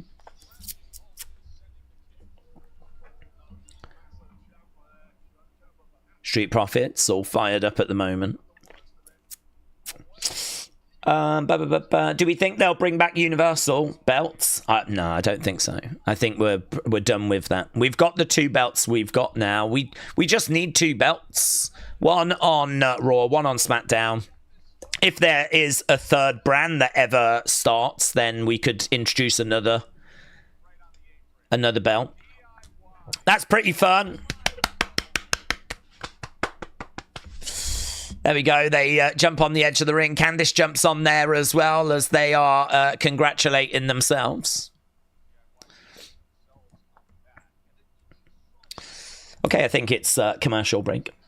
We're going to get a commentary shake-up soon. Joe has got college football season coming up. My guess is he could go to Raw until after the season, says Robbie. Big Time said, you're right, there were a few talking points like the Carmella Miz stuff, Kiana James, Drew segments, the Wyatt 6, but not juicy topics. Yeah, I agree with you. I think that it's just, there's been enough of those little things that have kind of, you know, meant that we have just kept me engaged, you know. There's just little bits dotted throughout the show that's like just kept me invested. You know, when I watch a match and it just doesn't matter. I mean, even little things like the way they're presenting Lily. I mean, I think Alexa holding Lily up at the start of that match was interesting. It could be something, it could be nothing. But then Lily also features later in the match. So I feel like there is a little talking point about, are they trying to purposely make Lily a bigger part of the presentation? And, you know, are they doing that because we're building to something that's going to involve Lily? Or is it we're just trying to sell Lily dolls? Could it be that we're just trying to sell Lily dolls, right? I don't know. I don't know what we're going to do with that. But, you know, little things like that. Little things like how we're presenting the Wyatt 6 in a much more engaging way, as you said. And it's just these little bits dotted throughout the show that has just managed to keep me kind of engaged. Definitely, we need some seismic something, you know what I mean, that really feels like it was worth watching this show. We definitely need something like that. But with another 40 minutes to go, hopefully we can get that. Right now we got B-Fab on the outside of the ring.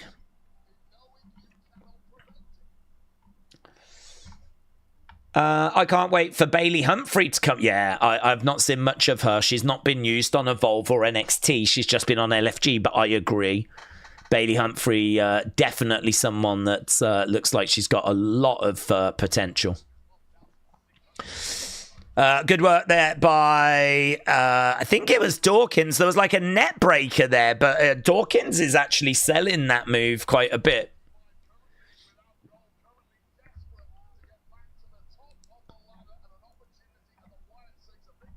Right now we've got going over, tag being made by Dawkins. Top rope enziguri by Montez. Montez going up top. Big crossbody landing on Tommaso. Shot coming in, down goes Johnny. Montez with the clothesline. I don't think this match has like really cooked. Against the ropes. Big talking points is Naomi is going to be on Raw. So I'm guessing she's going to address her future. That could be a really interesting segment. Montez with a kip up there.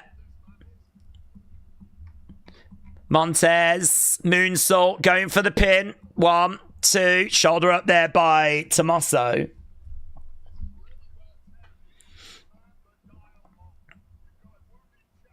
Right now we've got...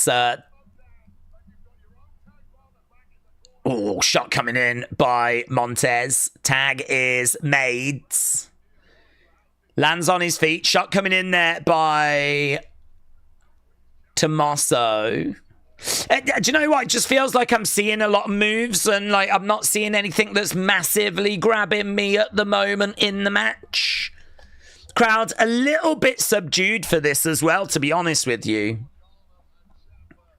Little bit subdued. Right now, we've got on the shoulders, Tommaso. Ah, my God. B-Fab went hard into those ring steps.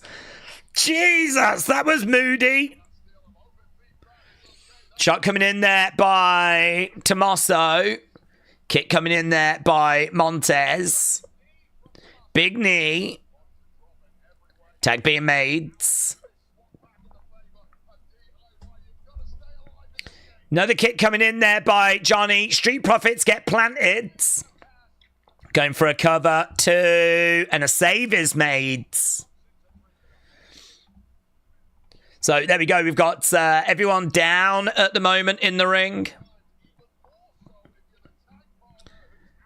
I think that B-Fab moment was a really great moment. Shots coming in there by Tommaso. Montez paying homage to Dolph Ziggler. He did a zigzag and a famouser. Well, maybe. I'm not sure why. I don't know if there's been... Maybe Ziggler's made some positive comments about him or something. Over to the outside goes Montez. Johnny over against the ropes. Oh, gets caught there by Montez. Looked like he was setting up for a suicide dive. Now we've got Candice. Hurricanrana off the top. Wow, I mean, that was actually really impressive if you think about where she was doing that move. There was no room for error there by Candice. And that should be the difference maker, but it isn't. Montez kicks out. Johnny can't believe it. Wow. Tag mates. On we go. B-Fab now takes out Candice. Street Profits, they're still in this. Oh, no joy. Roll up there by Montez. Kick out by Tommaso. Oh, big knee. Tag being made. Picking up Tommaso. Down he goes. Here's Montez. Big splash. That'll do it. 1, 2, 3. It's a win for the Street Profits. I tell you, the match by and large didn't grab me. I think the BFAB moment was amazing. I think the Candice moment was amazing. I think the Profits and DIY did some good stuff, but it didn't quite reach the heights that I was hoping for. We're backstage with Motor City. I think, is that Howdy?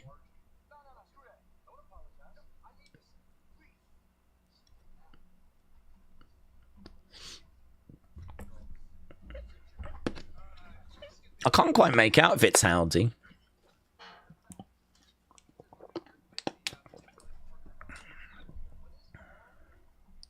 It is Howdy.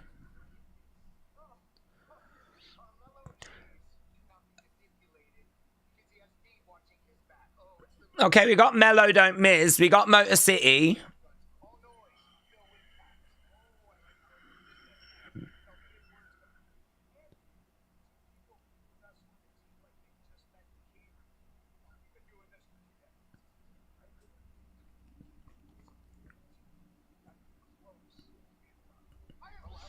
You're not close to being our level.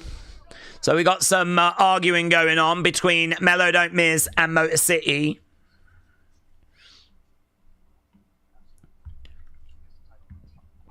Are you thinking what I'm thinking? Yes. Give us a title match. He wasn't thinking that.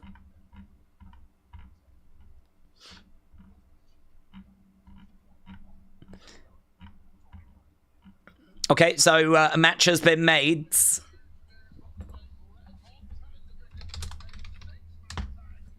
Six-man tag main event coming up. Does Aldis not have an office, said Jake. That's a really good point, mate. That is actually a really good point.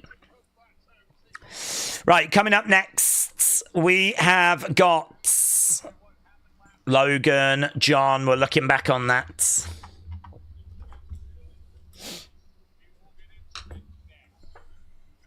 Daze, will we see Cena tonight in his hometown? I neither hate or love DIY. Also, Montez is amazing. Maybe we get a Wyatt 6 massacre tonight to hype the Halloween Horror Nights. Wow, a lot to unpack there. Cena tonight, I don't believe so. He was not advertised. Obviously, we're expecting him in December, and we are expecting it to be a case that he is going to obviously have his last match in Boston, so I'm not expecting him on the show tonight. In regards to DIY, yeah, I can understand why you would be a bit indifferent. I think they do some good stuff, and then I think they have some so-so matches. It's just very hard for them to build momentum. When they were in NXT, I mean, Johnny is arguably the biggest star that came out of NXT. Not the biggest star in star power, but like, I think he was there for a long time. He has put on arguably the best matches in NXT history. If you have a look at like how they were rated, like his matches against Tommaso, his matches with Adam Cole, I think a lot of people would say Johnny against Adam Cole might be like the greatest NXT match. And then also his matches with Andrade, of course. I mean, that match with Andrade, I would definitely have in the conversation. If we're doing a top 10 countdown of best NXT matches, Johnny is featuring quite often, let's put it that way. He may not be number one for some of you, but he's going to feature a lot in the top 10. So, I mean, they really did establish themselves in NXT, but they've not been able to kind of bring that, if you will, to the main roster. I think that has been a little bit disappointing, but you know, it's hard. It's hard, and it's certainly hard in the tag division.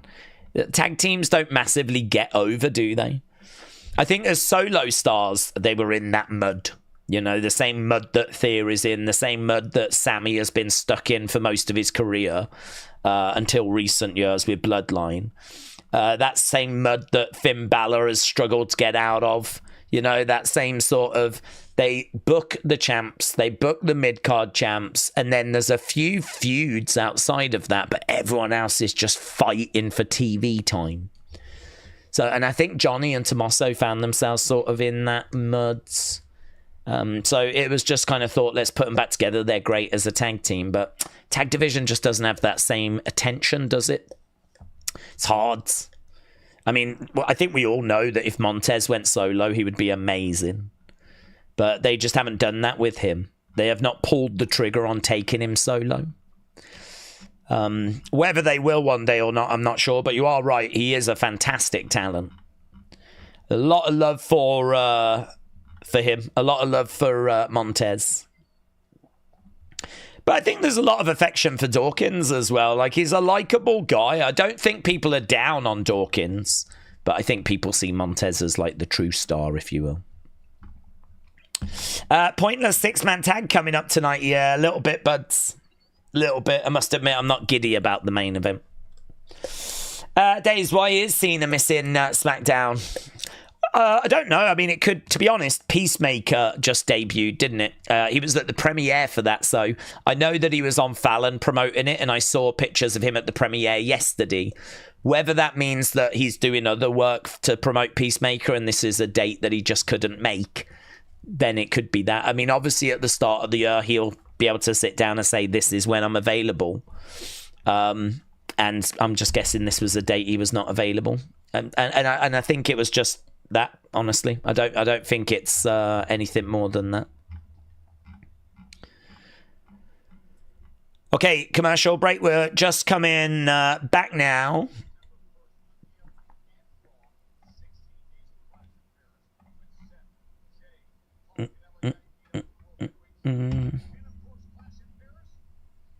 Okay, we're just seeing Clash in Paris get promoted.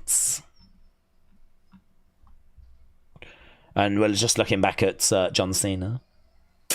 I prefer that they take their time to pull the trigger on Montez. I hope when they do, there is a long-term plan, said Trini. Good point. Good point. I agree. I don't want SmackDown going back to 3 hours. No, it doesn't need to be 3 hours. I think this idea of more being better is not an idea I personally subscribe to. I'm not. I think 2.5 hours is perfectly fine. I think 2.5 is really good because I think that means that you've got plenty of time for your roster, and then you've got that little half an hour for the main event. So I think what they do on Raw is great. But, you know, if we had to take the time down or increase it, I would actually go down. I'd actually go less than more. It's a lot, isn't it? If you think about most TV shows, your favourite TV shows tend to be an hour a week. Do you know what I mean? Like when you watch The Walking Dead or Game of Thrones or, you know, any of those big shows, Big Bang Theory or whatever. I mean, it's half an hour or an hour a week. WWE is like nearly flipping 5 hours a week. Raw, SmackDown, more if you add NXT into the mix. It's a lot, isn't it? It really is a lot. So, yeah, I agree. We don't need to go back to 3 hours.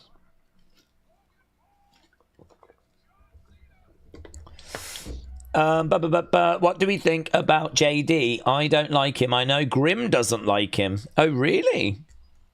Johnny, that's interesting. I didn't know that. I didn't know Grimm didn't like him. I don't have an opinion, but because I don't watch JD, I think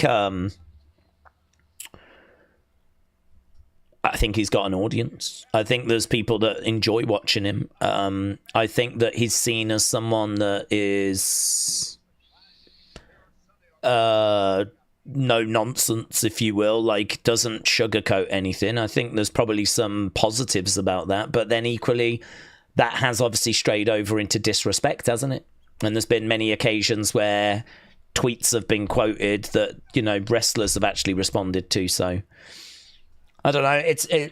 He's always on when I'm doing Unseen or I'm doing my review videos, or so I've never actually sat and watched one of his shows. So I've only seen a few clips throughout the years. Okay, we've got we've got a bubbly R-Truth.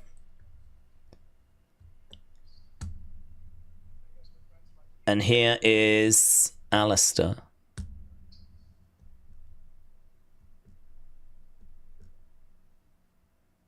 R-Truth.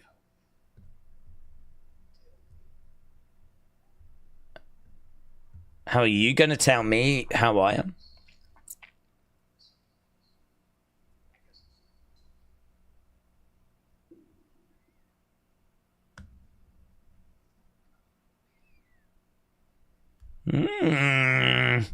There's that serious side showing itself. So he came in and he was quite bubbly.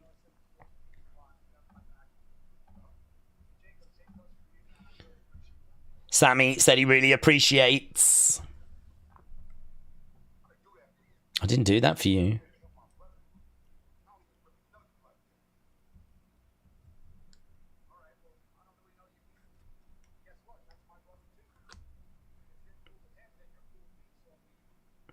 Well, this is good, isn't it? Because this was an issue that the community had earlier about Jacob helping Sammy.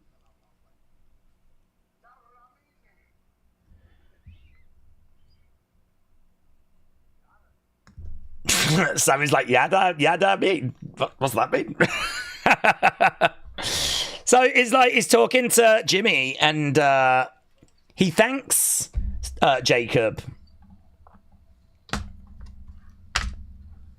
Okay, 6-man tag. Taking it all. Taking it out. It's so annoying how Logan has been a big focus of this retirement tour. I agree. Certainly not something I've been looking for. Taking it off. I think Wyatt's against Miz, Melo. DIY Candice is loading, said Mohammed. If Cross is not returning, Julia not getting time on the show because of 2 hours. Yeah, but I'm absolutely fine with not everyone being on the show. It's funny, actually, because I've been watching a few old episodes just whilst I've been doing some work. And it's really quite striking when you go back to some of those old shows, the fact that not everyone's on those shows. I mean, I said this about the early 90s shows when it was an hour, but even if you go back to, you know, when the shows were like in the early 2000s, even there, you're not getting everyone in every single week. I think it's absolutely fine for us to not get everyone every week. I think it's better. I'm actually going to say the opposite. I don't think it's fine. I think it's better. I want to sit here and get excited that next week Julia's got a match. Or Julia's going to do a promo and we're going to hear from Julia. If I see Julia every week, that's not going to hit as hard. But if you take Julia away from me for a few weeks, then when she's on, I'm going to be more invested. And actually, that way we can kind of rotate and cycle through and try and give as many people TV time as possible. So I think if the alternative is that you go 3 hours and you get everyone on the show each week, or you do 2 hours and some people have to miss out each week, I'm totally on board for 2 hours and some people miss out each week. Totally on board with that. And just rotate it around and make it feel fresh each week. Show me some different things each week rather than the same superstars every single week. I love it like that. It makes you more hyped to see them. Wyatt 6 even doing what they're doing is much better, said Jay. I agree. Wyatt 6 doing what they're doing right now is better. This, you know, they fell into a bit of a rut of just feeling like every other team. Like they just fell into that sort of rut. But now it feels like they are going back to being what made them special. You know, they're stalking people. They're in the background. You know, it's interesting again. You know, that is the kind of stuff that makes them so great. So, yeah, I agree. Much better. Okay, we're running out of time. We've only got 15 minutes to go. We are running out of time. Naomi next week, as we said. Julia has not had a match since being US champ, said Taker 1990. Yeah, we need to get that fixed. She's got a match coming up, though, hasn't she? Pretty sure she's got one lined up. In the early 90s, Hogan wasn't on every week. It did make it more special, said 90s Gamer. But I love the Wyatt Six, said Zippy Mellows. 2 hours, plenty of time for SmackDown. 3 hours was a little overwhelming, said Unknown Player. R-Truth just was serious, yes. I think we're seeing a blend, aren't we, of him being serious and then him being, able to kind of turn, being fun and then being able to become serious when needed. So I think we're seeing a real blend there. Okay, we're at commercial break, but we're just about to come back from commercial break. 6, 7, 8. Okay, we're just seeing Dublin. Hey. Okay, John Cena returns next week in Ireland. The luck of the Irish returns next week.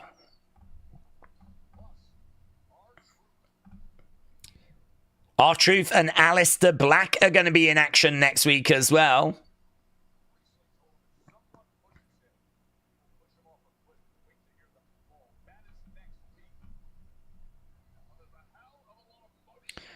Also next week, Motor City Machine Guns against Melo Don't Miss. So we've got lots of things being lined up for next week. Lots of things being lined up.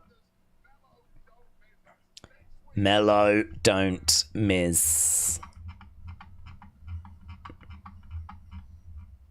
Okay, we're backstage. No, we're in the ring with the MFTs. Just waiting for Sammy and everyone to come down. This is not going to leave us much time, is it? I mean, by the time these entrances are done, we're probably looking at about 10 minutes with commercials. So, I mean, this thing's just going to have to really go. I'm not sure that we're going to really get a cherry on top tonight of this episodes. Okay, Sammy coming out.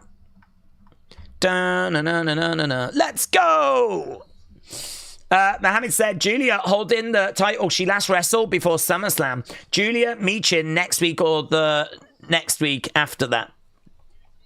Yeah, we definitely need to get going. I mean, for me personally, I look for champions to defend every 30 days. That's just the old rule. Every 30 days, the champion defends. So, obviously, it's not an exact science. You can easily find examples where champions have not done that. And my answer would be, I'm not keen on that. I don't think it's too much to ask that all the titles get defended 12 times a year, once a month. I don't think that's unreasonable. I think that's fair. It's kind of the old rule. So for me, I don't know how long it's been since she's won that title. Absolutely, it might be over 30 days. I'm not sure. I think the better way to look at it is, once her run is done, let's say she's been champ for 6 months, then has she defended it 6 times? It might be that she goes 50 days, but then gets 2 quick defenses in. So, I don't know. For me, when it comes to the championships, every 30 days was like the old historic rule. And it's kind of the blueprint that I still run with. So, I'm not sure where we are with that. But I don't disagree with you. It's been a hot minute. So, I mean, we definitely need to get a defense in there. Her and Meechin definitely feels like it's loading, doesn't it? Mash said, we're seeing a bit too much Sammy on TV. The opposite of what you just said. We're getting a bit sick of him now. Yeah, well, do you know, I think you're not wrong in the sense of he's kind of come out of one feud, gone straight into another feud. I think the reason for this, honestly, is because we actually are building him for the Rumble. this is the exact same conversation we were having. I predicted that he would beat Carrion at SummerSlam. And my logic for that was that not that I thought Carrion was leaving, but my logic was I think they are building Sammy, and like Sammy losing doesn't really make a great deal of sense right now. So I think what we are trying to do is we're trying to give him some good, credible wins, give him momentum, show that he's a real challenger. And so he's just come out of that feud with Carrion, and now we're putting him in there with Solo, mixing him in with the MFTs. He's moved over to SmackDown. I mean, this is not a move that I'm crazy about, to be honest with you, because if he wins the Rumble, would that not mean he has to go for the WWE title? Because there ain't no way Sammy's winning that. I mean, unless we're going to do a draft and he ends up getting drafted back. But then my argument or my point would be, why are we moving him in the first place if we're just going to end up drafting him back anyway? So there's a few things about Sammy that are a little bit messy. I am completely in agreement. But I think their big focus is to try and build him up and actually get him ready for like a real good run in the Rumble. Sammy in there right now, trying to work on the arm of JC. And driving Sammy back. Tag being made. Shot coming in there by JC. JC going off on Sammy. Let's get rid of this poll so that we don't cause any confusion. James said Xia Li has signed a brand new TNA contract at Emergence. They've surprised her with it. Before the 4-way knockout tag title match. Well, very good. I'm very pleased for her. She's a good talent. And if they think they can get some out of her, then brilliant. You like to see these people that obviously are no longer with WWE and have left, like, going on doing great things. Right, Talatonga, just get in a moment as we go to commercial break. 10 minutes left to go.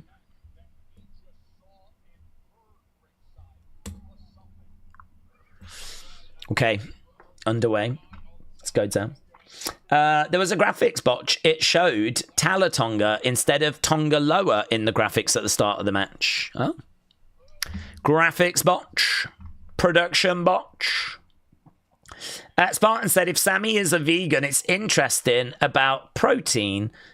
People say he doesn't look buff. Does he have meat alternatives? Yeah. I think actually there's a lot of protein that you can get in plant-based foods. I think it's a myth. I mean, I believe Tyler Bate is a vegan. And, you can easily get, like, the stuff you need from a meat-free diet. So, yeah, I think there's a lot of proteins in, like... Isn't there, like, you can even get pea protein? Not pea as in urine, but pea as in garden peas. But, like, I'm sure there's a lot in, like, peas and... I want to say nuts and things like that. I'm not 100% on that. Peas, definitely. Because I've seen pea protein shakes that you can make and stuff like that. So I know that there's other ways of getting, like, protein in, like, different vegetables, fruits and nuts and all that kind of stuff. So yeah, it's very possible. Very possible. I know that Tyler Bates vegan, or was, I believe he still is. He's got a pretty good physique. Honestly, I think it's a lifestyle, though, isn't it? I mean, I think with Sammy, he kind of goes in the gym and he tries to, look after himself. I think if he wanted to really bulk up, really kind of get some size, I think he could definitely do that, but he'd probably have to change his training regime, and maybe he'd have to take in more food as well. I mean, it's obviously about what you eat, but it's how often you eat. And it's what you're eating at certain times. There's certain foods that are really good at, like, getting your metabolism going and getting you set up for the day. Then there's good foods to have after you've worked out. And then there's good foods to have later in the day. And there's a whole science behind nutrition, isn't there? So actually knowing what to eat, when to eat it. But not only that, like... your workouts and how you're structuring those and how often you commit to those. Like, there's so many factors. I think, honestly, it's quite complicated stuff. I've always thought if you really was committed to that, you'd probably need a nutritionist. And, you know, you'd probably need a bit of a personal trainer to, like, really get you set up. I think if Sammy wanted to explore that, there's things he could do. I don't think it's got anything to do with him being, like, vegan. Shots coming in there by Sammy is in there at the moment with Tongaloa. Tongaloa driving him back. Irish Sam said, I can't sleep. I'm so excited about Oasis at Croke Park. Are you going, are you, buds? Are you going to go and see Oasis? Dude, if you are, they are amazing live. Amazing. You'll have so much fun. Everything you could ever want to know about nutrition is on YouTube. You don't need a nutritionist. You just need to start watching videos, says Chris. Well, that's probably true as well, honestly. I'm sure you could find like a really good YouTube channel that could kind of break it all down for you in this day and age. It's probably true. I know for me, like I'm not in that world. So like for me, I wouldn't really know where to start.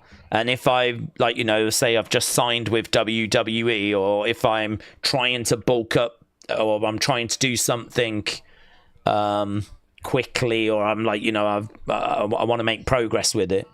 I don't know if for me trying to figure out, right, what YouTube channel should I watch? What videos do I need to watch? A lot of these YouTube channels as well, they've got those blooming sponsor bits at the start you have to kind of skip through. Sometimes it's clickbait. Sometimes you don't know if you're getting the right information. I don't disagree with you. I agree with you that is definitely a great way forwards. And I think for the vast majority of people, going on YouTube and getting information that way, certainly if it's with like a big platform that's trusted, brilliant. I would definitely agree.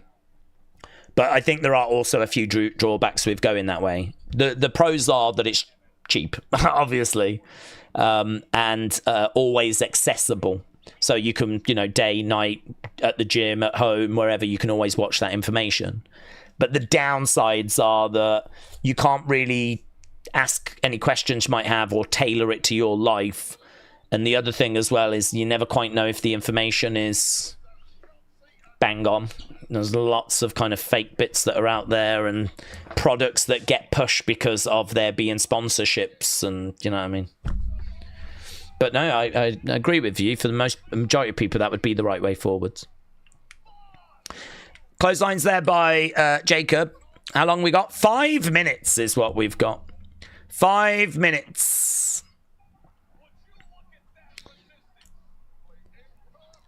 Okay, elbow drop there by Jacob. Jacob in there cleaning house. Mohammed said, will Becky be in Ireland? Last time she wasn't. She was on a break. Well, I don't think she's been advertised, but I would imagine she will. It would be a bit surprising if they went to Ireland for... Are they in Ireland for Raw, are they? I mean, if I don't know that she'll be there for SmackDown. But if Raw is going to be there... I don't know if Raw's in Ireland. But if Raw was there, then I would expect her. Jimmy over the top to the outsides. I could see a scenario where Sammy stands, get what they want with Sammy as champion, then Logan beats him and we enter a nightmare thanks to Sammy Stan, said Dr. Luchalala.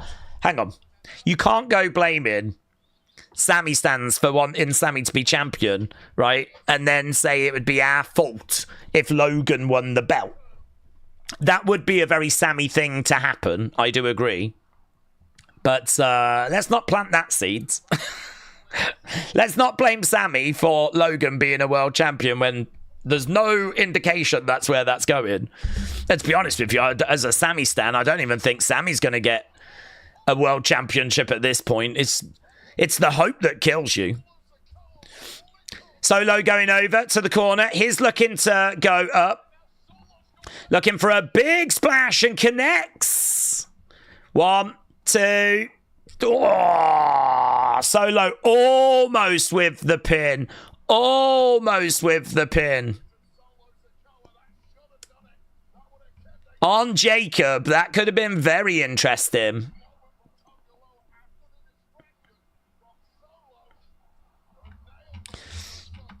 Yeah, very nice splash there by Solo. Very nice. Shot coming in there by Solo. Kick coming back.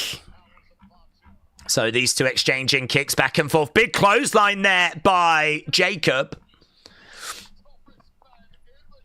Both of these guys are down in the ring at the moment. We've literally just got a couple of minutes to go. Couple of minutes to go. Sammy on the outsides. Sammy desperately trying to get that tag. Tag mates. Here's Sammy. Oh, Blue Thunderbomb to Solo. And JC makes the save. JC makes the save. Shots coming in there by JC. Here is Jimmy. Boom. Lovely work. Shot coming in there by Tonga. Here's a super kick coming in there by Jacob. Yeah, this thing has gone absolutely crazy at the moment. Through the ropes. Jacob with a suicide dive.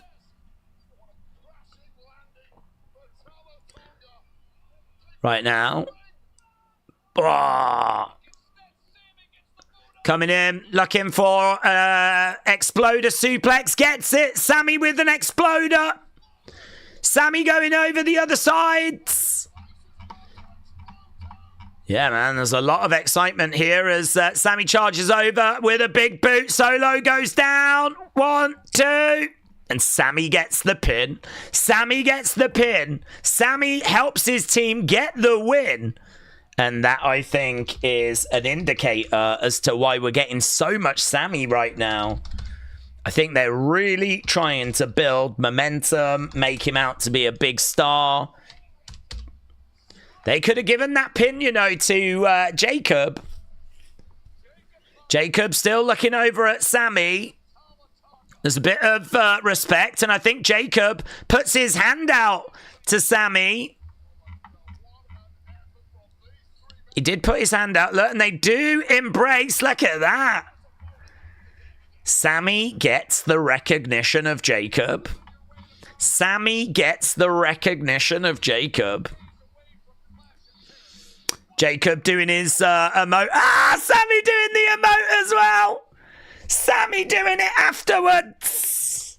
Hey, that's the kind of thing that they need to do. Like, having Sammy win matches is fine, but Sammy was at his best when people were, like, really in love with the comedy he was providing, the entertainment he was providing. So seeing Jacob there doing his thing, and then Sammy going, look, I can do it as well.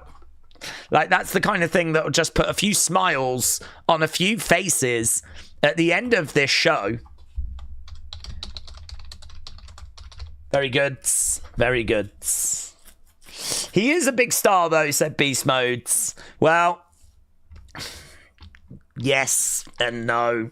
I mean, he's not Roman, Seth, Punk level, is he? You know, he's someone that I sort of see him as being that Bron Breakker level, actually. I sort of see him being that level where he is able to do really well in mid-cards. You know, Sammy is not someone at the moment that's kind of stuck in the mud. He's not someone at the moment that's, you know, is struggling to, you know, get TV time. And clearly they've got some bigger plans for him.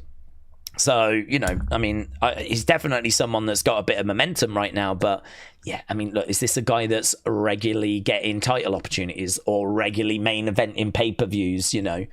You know, was Sammy in the mix to main event night 1 of WrestleMania? Was he in that match with CM Punk and Roman and Seth and Cody? And he's not that level, is he? He's never won a world title. So that is kind of where we're trying to get Sammy to. Honest, though, as a Sammy stan, I will also be the first to admit that I don't see him kicking on. I mean, like, getting him to a world title is great for Sammy and Sammy's story. And it'll be, hopefully, if done well, it'll be a feel-good moment. But I don't think the reign will be very good. I mean, I would just sort of hope that he did open challenge, because I think that works best for Sammy. I'm a fighting champ. You want some, come get some type thing. I'll defend this every week against anyone. I never had enough opportunity at this title. I wish there was a champion that gave out more opportunity. I'm going to be that champion. I think people would have a lot of respect for that if that was Sammy's approach. You make him world heavyweight champ and week after week he comes out and defends the world title in a banging match. A la Monday Night Rollins, a la John Cena US Open Challenge. I think like that's the kind of way I would book a Sammy run, because I don't know, I would worry a little bit that with Sammy, he's the underdog. He's always the underdog. He's always falling short. We've seen it with Daniel Bryan, like when you actually get to the belt, like, and the same with Cody. Cody desperately trying to finish his story. When you do finish the story, something goes missing, doesn't it? Something just goes a little bit missing because people are so desperate. They're so invested in you achieving your dream, right? That they want to see that happen. They want to see like you finish your story. But when you actually do it, something then sort of goes missing. So I do think something will go missing when he does kind of reach the mountaintop. But, well, let's get him to the mountaintop first. We'll worry about everything else after. So there we go. That was this week's SmackDown. Obviously, we'll do a review video. Let's end this poll for our main event score. I really enjoyed this show. I don't think it's anything crazy, but as we were talking earlier to Big Time, like, I think this is a show that's just got talking points. I think it's a show that's missing a juicy kind of moment. I don't think you've got anything like really that juicy here, but it's definitely a show that I think has lots of little things that, you know, kind of kept me engaged. Let's put it that way. Right. Mackenzie said, what is with that King of the Hill thing in the ring? They're bringing it back. So Mackenzie, shout out to you. Yeah, there's big reports that they're going to actually do something with King of the Hill. There's going to be some superstars somehow interacting with the cartoon. I don't know how they're going to do that. I don't know if it's going to be a screen backstage or maybe they scrap those plans. I'm not sure, but yeah, they're bringing King of the Hill back. It's returning, so that's why there's a partnership there, and that's why the logo's in the ring. Grog Vlog said almost 2 years. This is the best community on YouTube. Grog Vlogs, shout out to you, my friends. Yeah, I love, as we were talking about the community earlier, I hope that everyone like loves chatting away with each other, and you know, we obviously do a lot in regards to the members side. There's a Discord that people can jump into to chat away with community members as well. So yeah, we do try to make this like a good place to be and a good place to hang. So pleased that that's coming across. Right, Mackenzie said, doesn't the tour start next week? Yeah, this was the last SmackDown in the US for a little while. I think Monday's Raw is the last Raw in the US for a little while. I do wonder, though, about what the international crowd's going to be like in regards to the carry-on thing. Because I think a lot of those fans are pretty switched on, you know. This is why I think you hear a lot of chants and a lot of passion and a lot of noise. I think a lot of those fans, honestly, because of the time. I think that the one factor that we don't take into consideration is the time these shows are on. I mean, you don't just flick through the channels and stumble across wrestling. You have to stay up till 1 a.m. to watch wrestling. Now, you know, there are obviously replays that get shown, but I don't think those replays attract much in the way of viewership. Like, they're not great numbers. If you want to watch this show tonight, it starts at 1 a.m. So this is why if you're really into your wrestling in the UK and France and Belgium, whatever, you are really having to go out of your way to watch it. It's not just like a kid that's found it flicking through the channels, unless the kid's up at 1 a.m, right? So I think this is why the crowds are quite noisy, quite boisterous, and quite switched on, and why there's a lot of chants and, you know, it's a bit noisy. I don't think you have the same level of like family that kind of go along. There are families, of course, but I think there's a bit more kind of switched on fans that tend to go, some more hardcore fans in the crowds. That could mean that we could see some carrying cross chants, whatever. Big Mig said, I think JC ate Tamatonga. That belly has got huge. Marvelin said, Daze, I'm going broke. Can I live under your house and leave some leftover scraps? Also, we want theory. Marvelin, shout out to you. I don't think you can actually get under my house. Under my house would be under the basement. So, I mean, you'd need to dig some sort of tunnel and you wouldn't be finding any scraps.